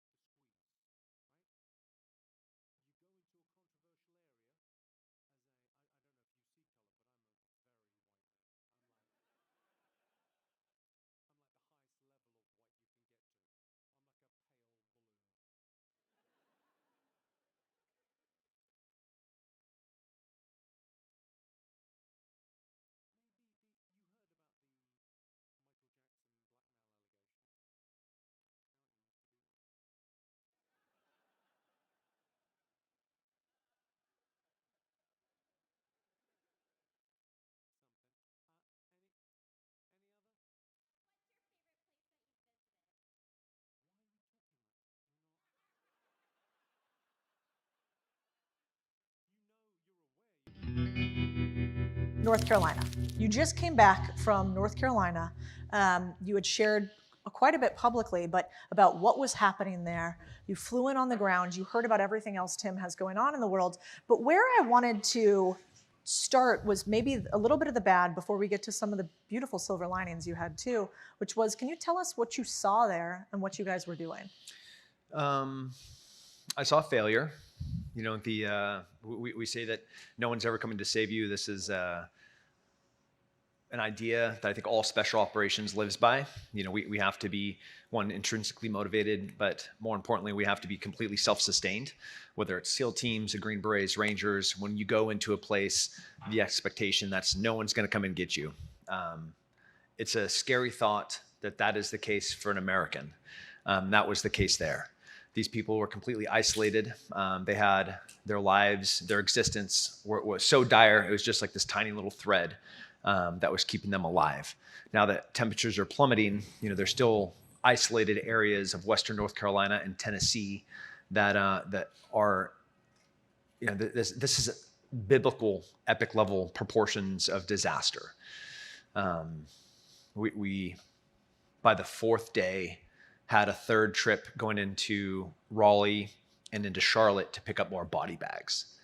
And of course, none of this is reported because it's an election year. The number of missing is still in the hundreds, and again, not being reported. And then, in addition to no one's coming to save you,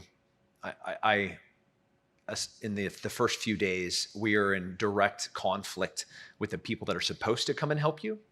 They didn't like that, the individual responsibility idea of, get out of my way. I can do more than you can. You have 5 helicopters. I now have 55 helicopters.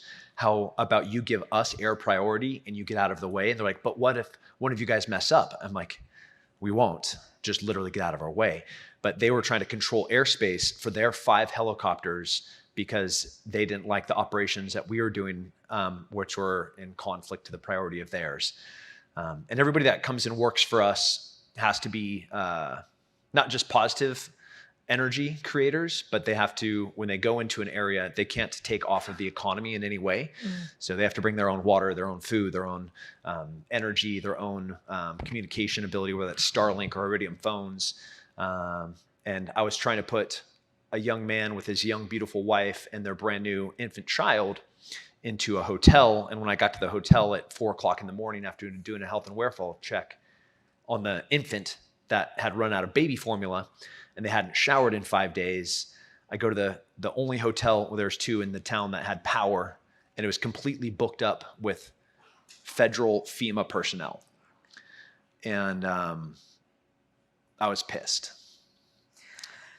So, first of all, this isn't your first disaster area that you've gone into, both as an active duty member of the military, which you still are currently, but also, with a nonprofit organization or an NGO like Save Our Allies. That was you in Afghanistan as well, during the last. Yeah, we're starting with some heavy stuff. Good morning. I know, Monday morning, everybody. They're like, I thought we were talking about sucks. P&Ls. Yeah. But what I wanted to go to from there is, I was reading this tweet that you did that I thought was so good, and you had some silver lining, which was, you said, a 92-year-old Army Ranger vet volunteered to help the crew do evacuations.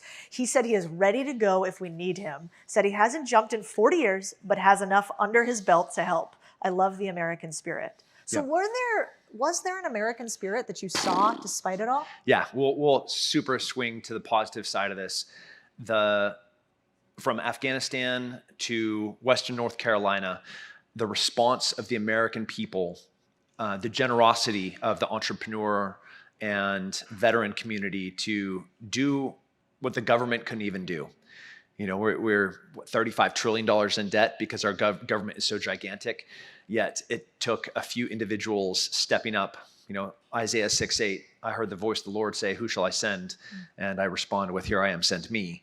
Like, that was the war cry to thousands of capable, incredible people. And that 92-year-old is I tweeted that to represent an idea. There were 25-year-olds with Toyota overland. We make fun of them, and it's totally fine that we do because they're kind of dorks.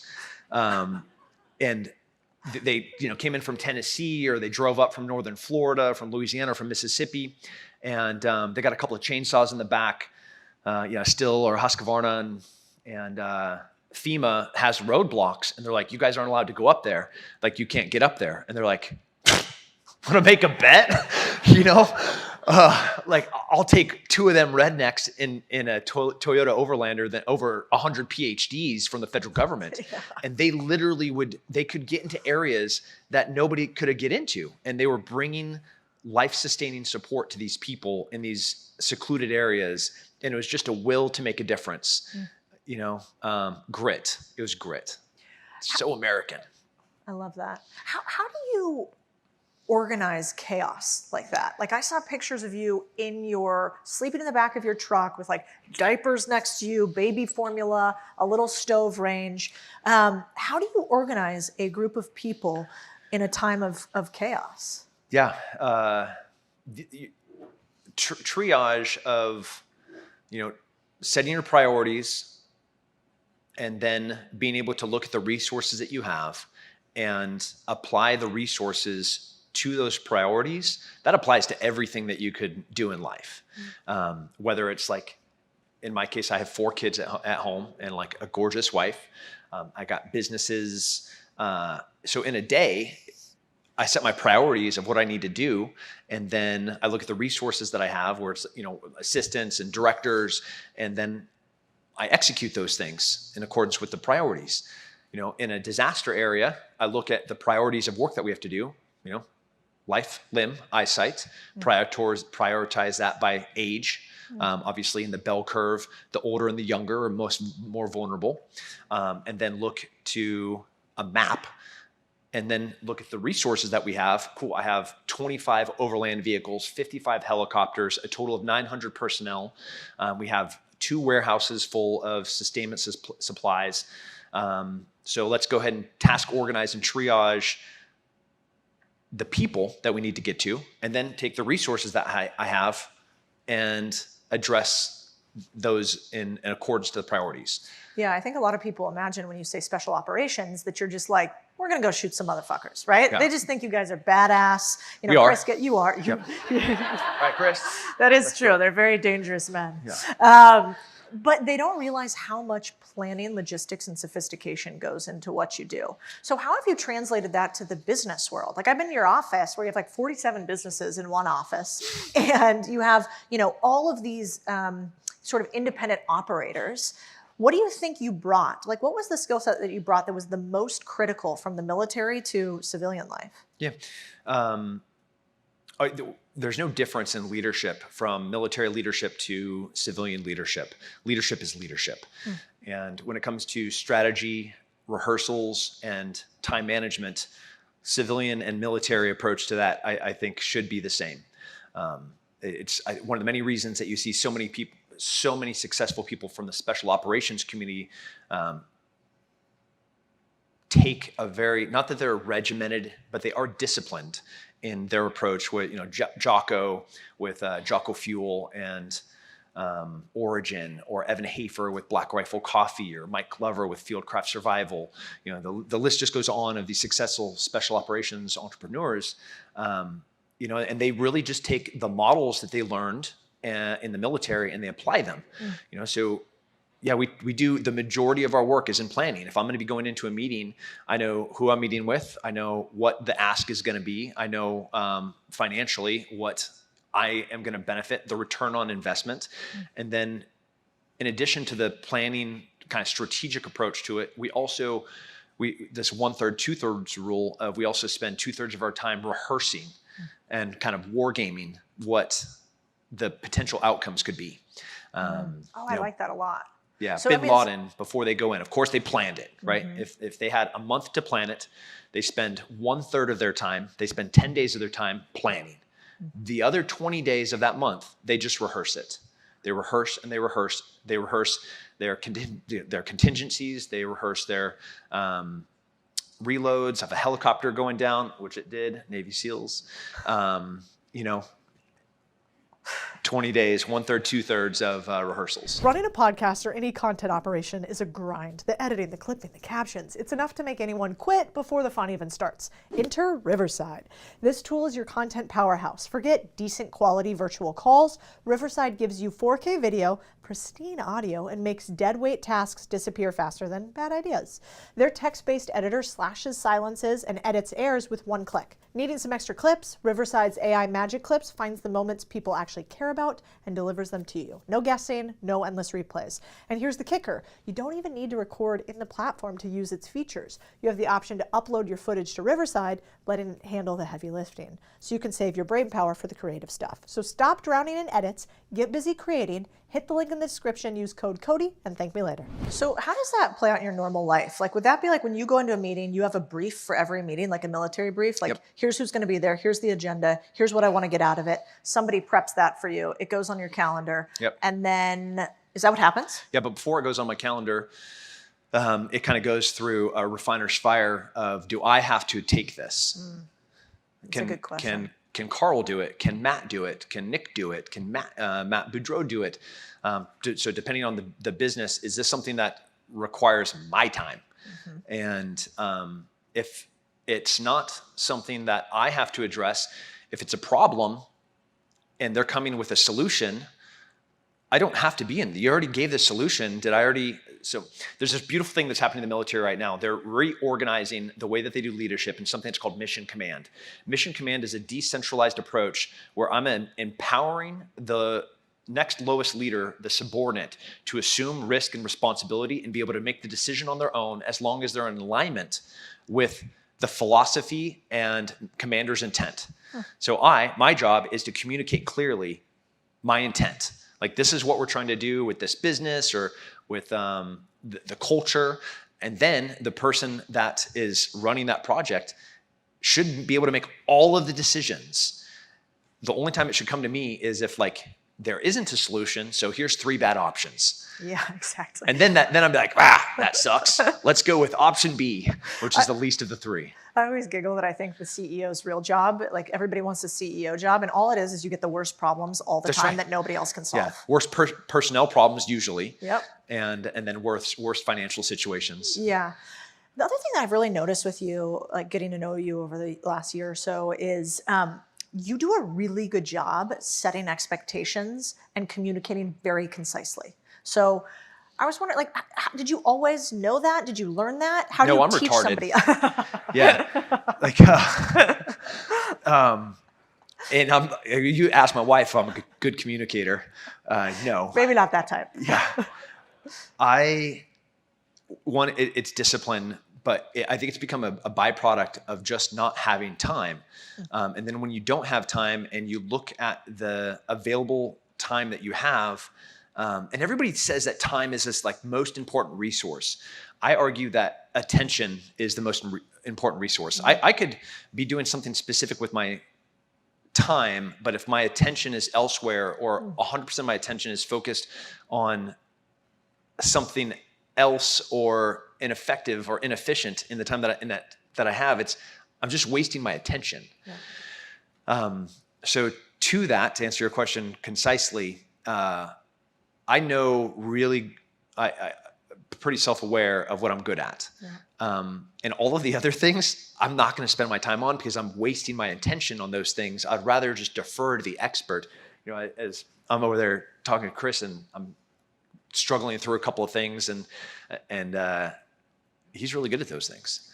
So I was like, can we go talk about these things so I can use your expertise to answer things that I don't truly understand about how to invest in some things that are coming across the desk? He's like, yeah, jiu-jitsu, coffee, money, done.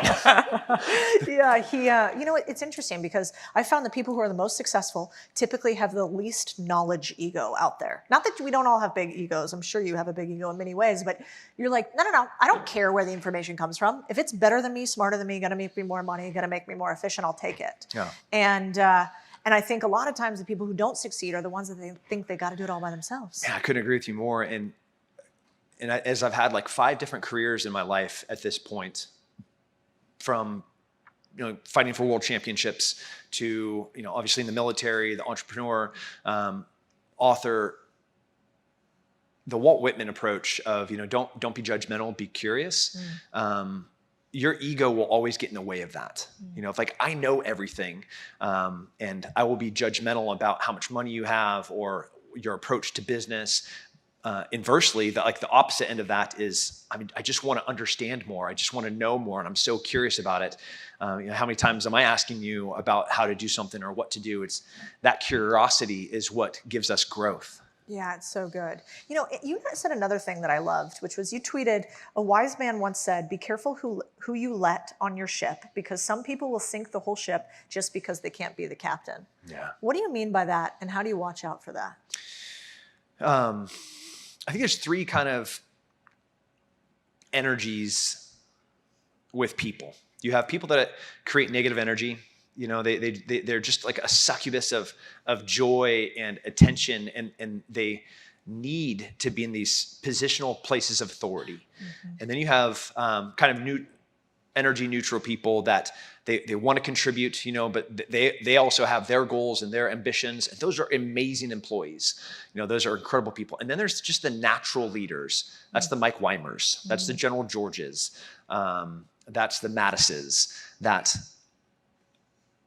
bring a wealth of knowledge, a wealth of expertise, no ego, and they joyfully will stand in the back while somebody else gets the credit for their accomplishments. Yeah. It's a really dangerous thing who we surround ourselves with. It's scriptural. It's very clear, that you effectively become who you surround yourself with. This also, studies have shown, economically, financially, your circle, plus or minus $100,000, is where you're going to end up. Yeah. But I am disgusted to the ladder climber that's always looking for like a rich person to hang around. That's a disgusting person. Yeah. But the people that I get to spend time with are joyful, kind, energy positive people that are incredibly successful as a byproduct of who they are as a person. Yeah. So when you're looking for those natural leaders and the energy positive, how do you find them? Like, can you tell when you go and meet somebody, can you immediately look at them in the windows through their soul and say, that's you?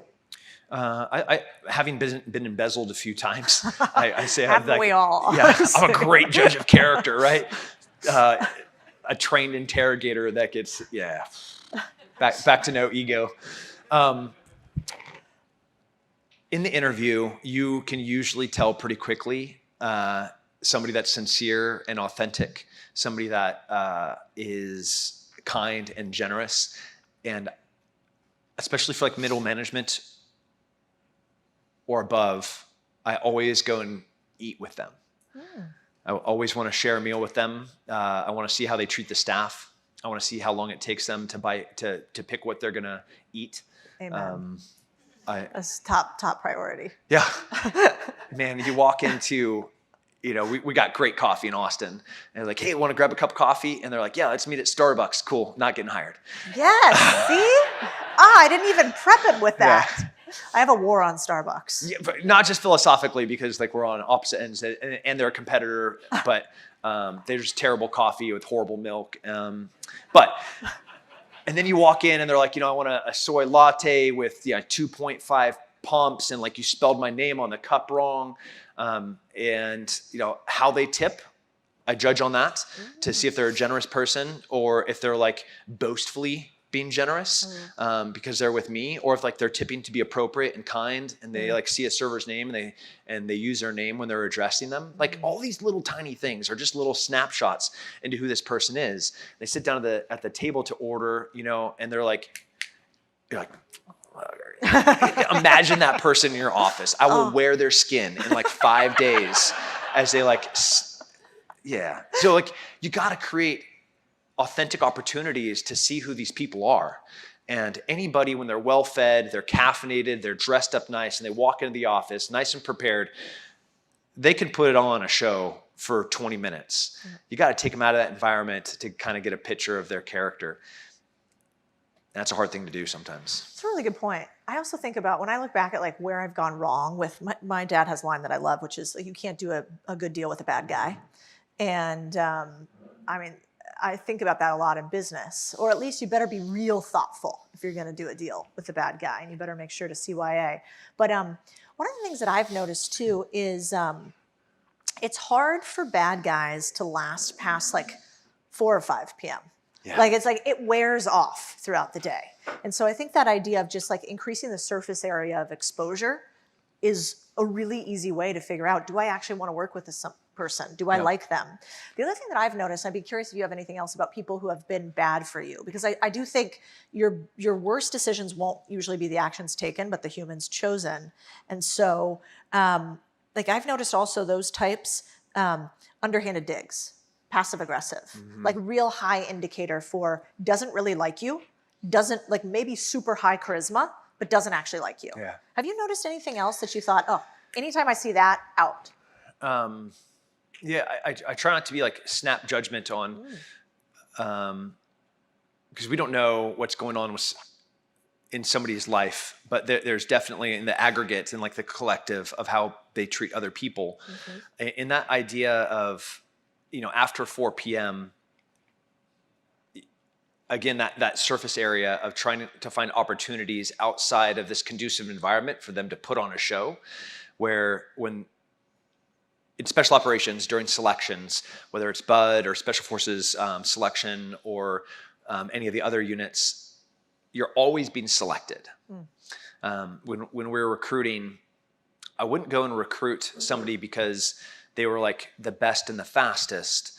It's when they weren't on, we'll use the field, they weren't on the field, and they're on the bench and their team is out. And how are they supporting them? How are they encouraging them? When they come back in, hey, great job. Have you thought about doing this? Those are all selfless opportunities where they're not looking for the limelight. Rather, they're looking for ways to encourage the team to succeed. And, when you look at professional athlete recruiters, they love going to games where that star player that they're there to recruit is playing against not a peer level team to see how good this person is. They already know how good they are. They're trying to get a peek into that person's character. Like, are they picking up gear at the end of the game? When the person has when one of their teammates has a rough session on the field or on the ice and comes off and they're like, oh man, like, you're doing great. Like, let's keep going. Like you can get this. Those are the snapshots where, again, that motto of you're always being selected, you're always being graded, you're always where it's really difficult in the work environment to see into somebody's character and to see what their grit looks like. And when somebody shows you, believe them. Yeah, that's true. When they're a passive aggressive dick, they're a passive aggressive dick.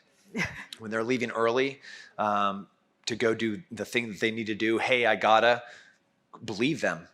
And I've never let someone go in a layoff or fired somebody that I was not immediately relieved within 48 hours that was the right thing. And I wish that I had done it months prior. Me too. Ever. I know. I've never once regretted a fire, which is fucking crazy. But every single time you're like, why didn't I just do it like 2 months ago? It would have saved me. It would have, every single time. Every time. You've also said something that I loved. You said, I see a lot of stuff. You said you want to avoid idiots in your life, live a life they can't exist in. What do you mean by that? Yeah.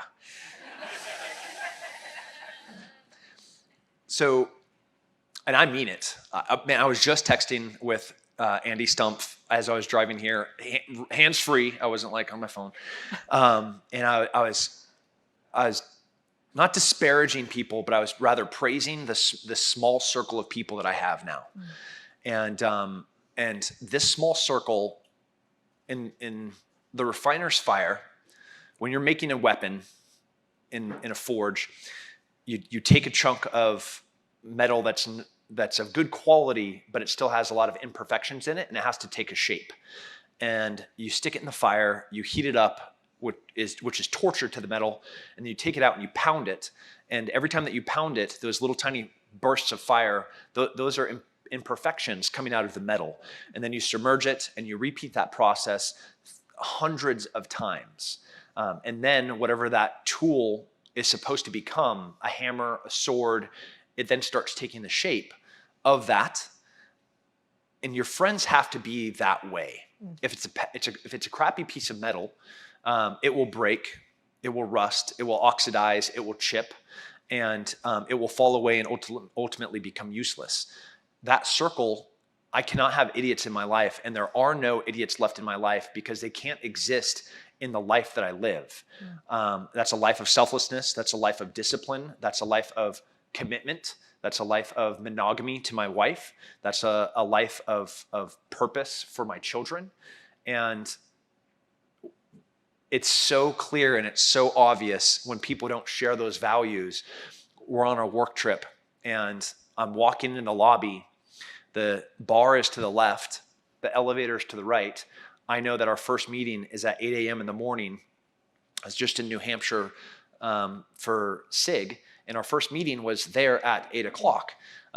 We're about 25 minutes, so I knew I had to leave by 7:30. I wanted to make sure I got a good, healthy breakfast with plenty of water. So moving in reverse planning, that means my workout is going to be at like 5:45, 6. Gives me a 45-minute workout, 25 minutes to get eggs, shower, dress, leave by 7:30. So as I'm walking in, I know that's what my morning is going to look like. The person that I was traveling with saw a couple of cute little hotties in the bar. It could not have been more clear. Option A, go left. Option B, have a plan, go right, go to the elevator, take a shower, go to bed, wake up, work out, go to my meeting, go home to my wife. Sure, I could go left and like maybe I'm not going to go hook up with them, but I'm just going to talk to them, you know. Then I'll have a couple of drinks too. But then they're like, oh, the bar's closing, last call. Maybe we'll just go upstairs and we'll just hang out for a couple of times. We'll take a couple of drinks to go. Then we go upstairs to the room and we're hanging out. And like obviously the slippery slope of a bad decision all was the genesis, the catalyst was walking through the door without a plan. So that person cannot exist in my life. That person is not going to be in one of my companies. Because if you're faithful in the small things, you can be faithful in the big things. And if you're not going to be faithful to your wife, you're not going to be faithful with my money. If you're not going to be disciplined with what you're going to be doing with your time, you're not going to be disciplined with my time. And you can get fucked. You know, like get out of my life. I don't want it. I know that sounds harsh, but like no, 100%. I think, you know, in a world in which discipline is not normal and in which people do not put those on high who do good things, but who do flashy things, I think finding other people who have that same moral compass is rare and beautiful. And so, and you know, especially for people who have options, one of the other things you've said, Jesus, you have said a lot, you're talking all the time, is that, you know, and it might not have just been you might have been quoting somebody else. Maybe it was Jordan Peterson about how he said that, you know, it's not, what does he say about the violent man? It's like, do you remember his line? Of course. Okay. Yeah. We'll get the wave tops because it's a long quote, but ultimately the bluff, the bottom line up front is a weak man is not a good man because he's not capable to do one or the other. A strong man that's capable of violence but chooses to be kind, chooses to be gentle, he's clearly morally a good man because he has the capable to do violence. That weak man is just, frankly, useless. He can't protect you. And if he can't protect you, then he definitely can't hurt you because he's weak and useless. On the other end of the spectrum is the man that is capable of great violence. And rather, he touches you gently. His hands are calloused. He has never set down the sword, but he has never used the sword against you, but rather only to defend you.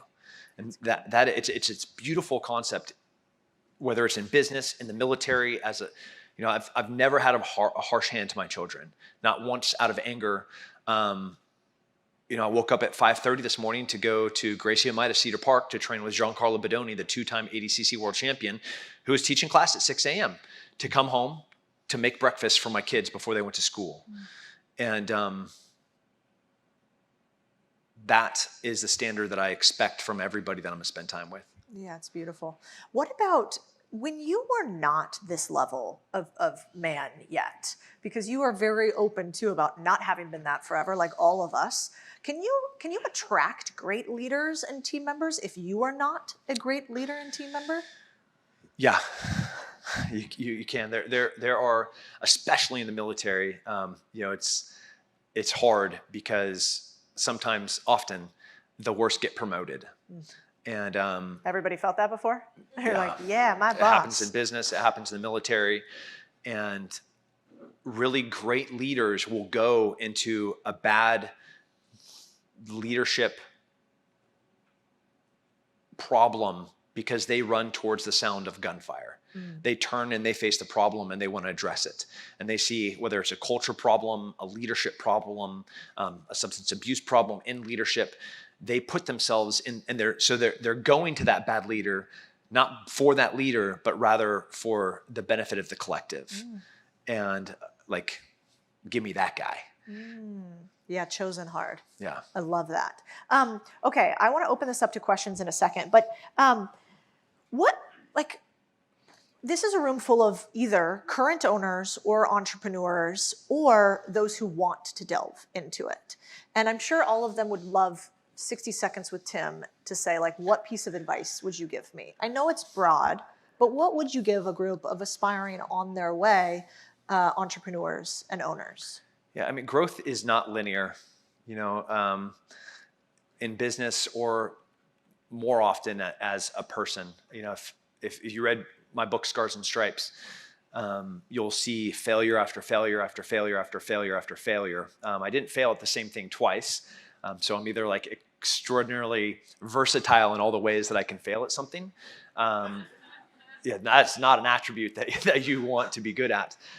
So I'm writing a book right now called The Purpose of Pain. And every moment of growth in my life has come from adversity.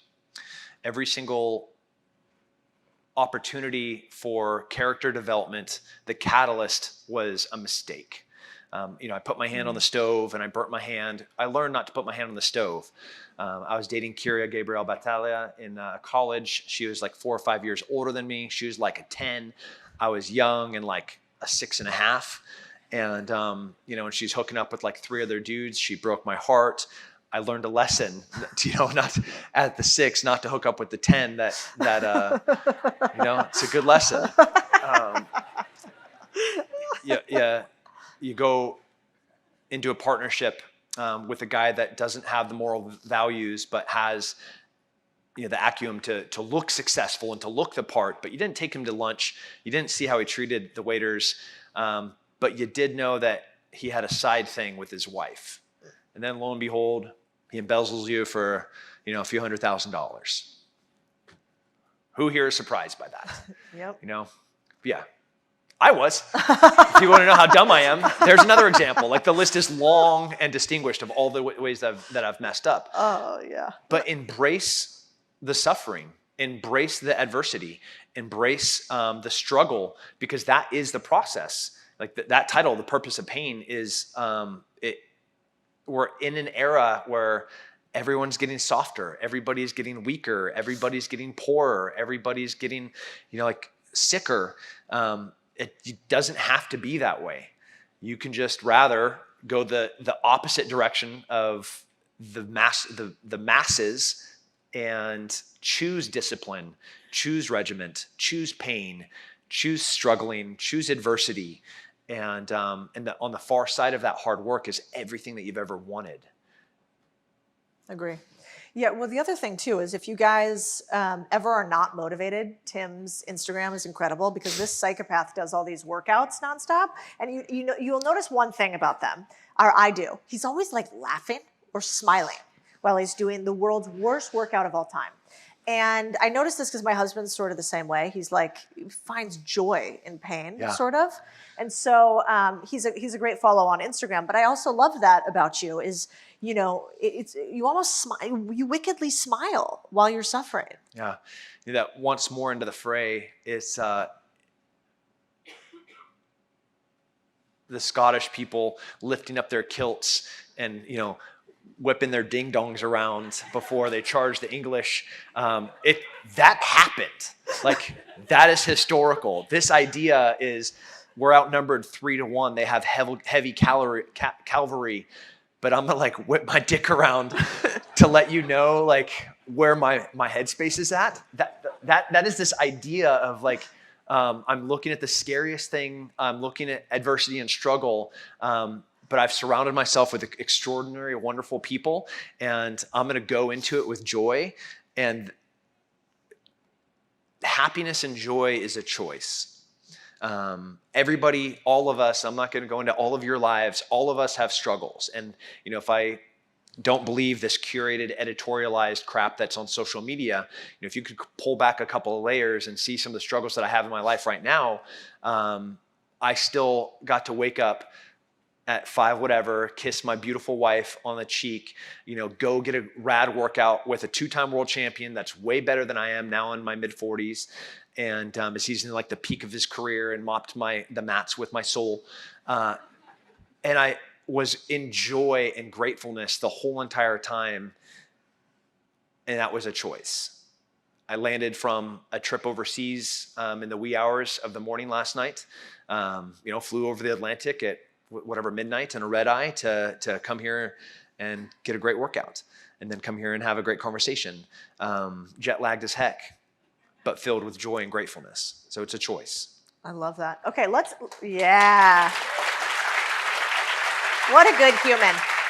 Okay, I'm going to come to you for a question too. One thing I'll say also is if you guys haven't checked out, I know they're always filled, but he has these sheepdog response courses here, which I'm going to have a bunch of my female employees take too. But they're incredible for team building and leadership. And so learning how to defend one another, learning how to do hard things, it's another thing that I think is really cool that you did. Okay, and the only thing I'm going to ask, because we don't have a ton of time, Tim literally has to jet out of here, so we're going to usher him out. He's not going to have time to like sit and take pictures. It's our fault for programming scheduling, so just let him beeline out of here. I have 17 minutes. Yeah, we're going to go right here to a question. Quick hit for you. Tim, I want to say thank you for your incredible service to our country. Thank you, thank you, thank you. Thank you. We're going to go in fast mode here because I know there's probably tons of questions for you.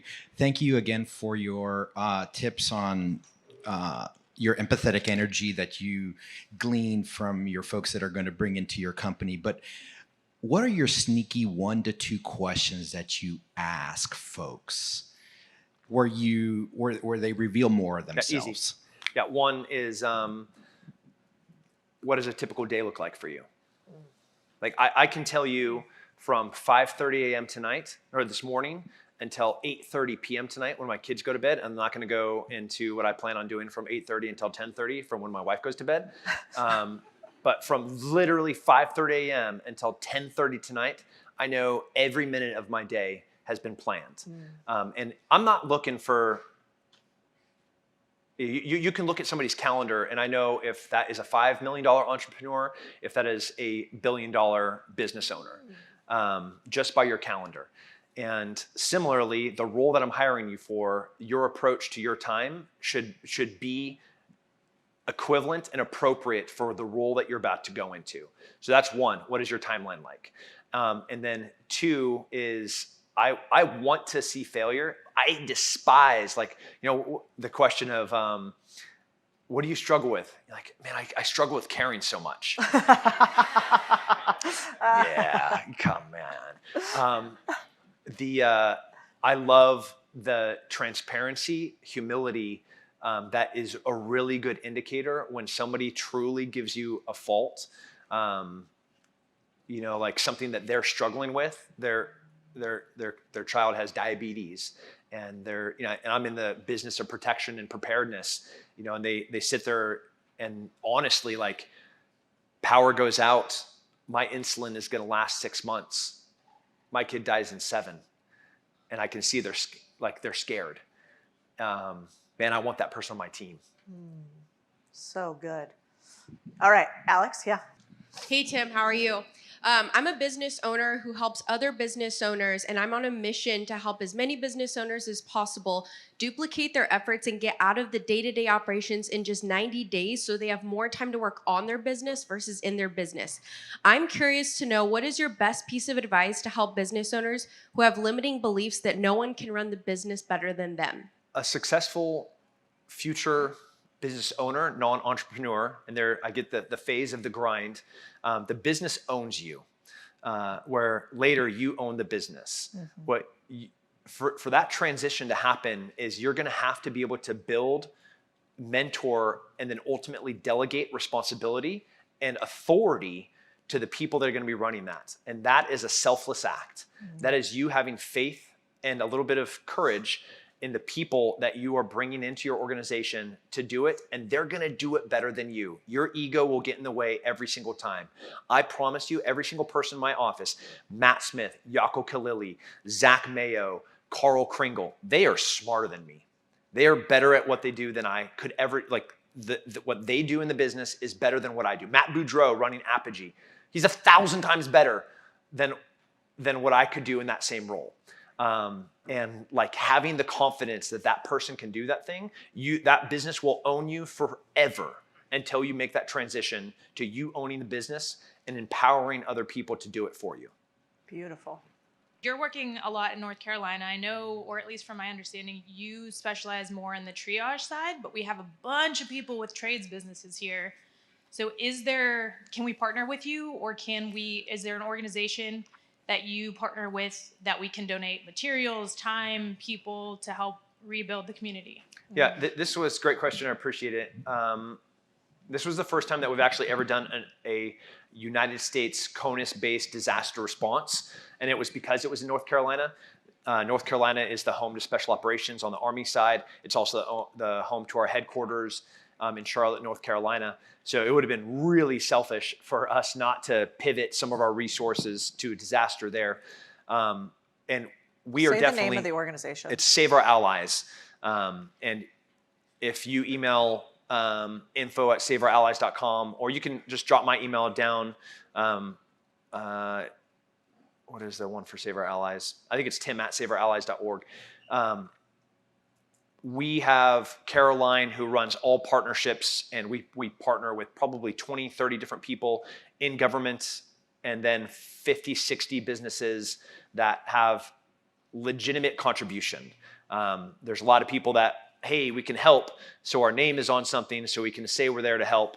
Like General Donahue, he's a 3-star general, he does not allow anybody to contribute.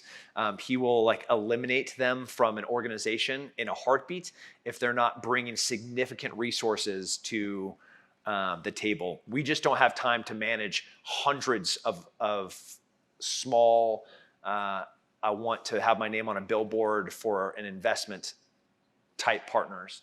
So on the construction side, we're rebuilding bridges and roads. We're fixing houses, building entire downtowns that have been decimated. So we would love help. SaveOurAllies.org is the organization, and that's the way to go. And I'm going to make sure you get one of Tim's books too. Beautiful question. Thank you for being a giver. So given your experiences in the high stakes fields of military, MMA, business, do you have any principles or mindset shifts that you have found most valuable for thriving under pressure, and then how that can be effective in high-paced business environments? Yep. There's a special operations truth that says you cannot prepare for a crisis after the crisis occurs. The soft truths are the cornerstone to the book that I'm writing, The Purpose of Pain right now. Another one that applies to that is that people are more important than hardware. Those two soft truths, the first one, you cannot prepare for a crisis after a crisis occurs, and that people are more important than hardware. I can have the nicest computer on the desk of all these employees, and I can have the best chair, a standing desk, and whatever the current 2024 work optimization environments are. But if the person's not the right person, and if I'm not recognizing that me mentoring and building the next leader is the most important thing that I can do, I'm just wasting my money and pouring stuff uselessly into equipment and stuff, because people are the most important commodity. and you have to prepare. When I said before I go into a meeting, preparation occurs and rehearsals occur. Like, I don't just have a white paper about who I'm about to talk to, which includes their bio, what their ask is going to be, what we want to do in that partnership. I then rehearse. I will sit down with Carl and we'll go over like even role playing and wargaming, what that conversation is going to be like, how a couple of different options as the conversation unfolds, you know, and then I'm pleasantly surprised when somebody brings in something that I didn't prepare for. I'm like, yeah, sick. Okay, last question here, just briefly, please, my dear. I speak quickly. My question was, you were talking about the switch in military attitude of new leadership. How can we get that not only in our businesses, but also into our society and especially into our governments? I'm from London. We have the NHS. It's a nightmare of middle managers who are afraid to do anything and be held accountable for anything ever going wrong, even if it would be the reasonable choice. What's your hot take on what we could do to enact that change? Individual responsibility in the preamble of the Constitution. Please, if you don't have the Constitution and you haven't read it in a while, please pick it up and read it. The entire idea of we the people was only possible because the people were a capable, individually responsible group of people. And they carved their existence out of the wilderness. They fought Indians and bears. Then they had a tyrannical government that said they were going to impose a 5% tax on a single commodity, and they threw tea into a harbor, and then one shot heard around the world. They killed every single one of those people that represented that government and then kicked them off the continent. And that was only possible because the people were strong, the people were disciplined, the people were educated. And like in the military, we are able to do mission command as our new command approach, because we are going to have faith and confidence that down to the small unit level, they are training the soldiers in their key medal task. So every unit has a medal, mission essential task list. A cook is going to have a way different medal task than an infantryman. An infantryman is going to be able to shoot, move, communicate, medicate. A cook is going to be able to purify water, you know, remove bacteria from food, and be able to provide nutrients to the fighting force. Very different medal tasks.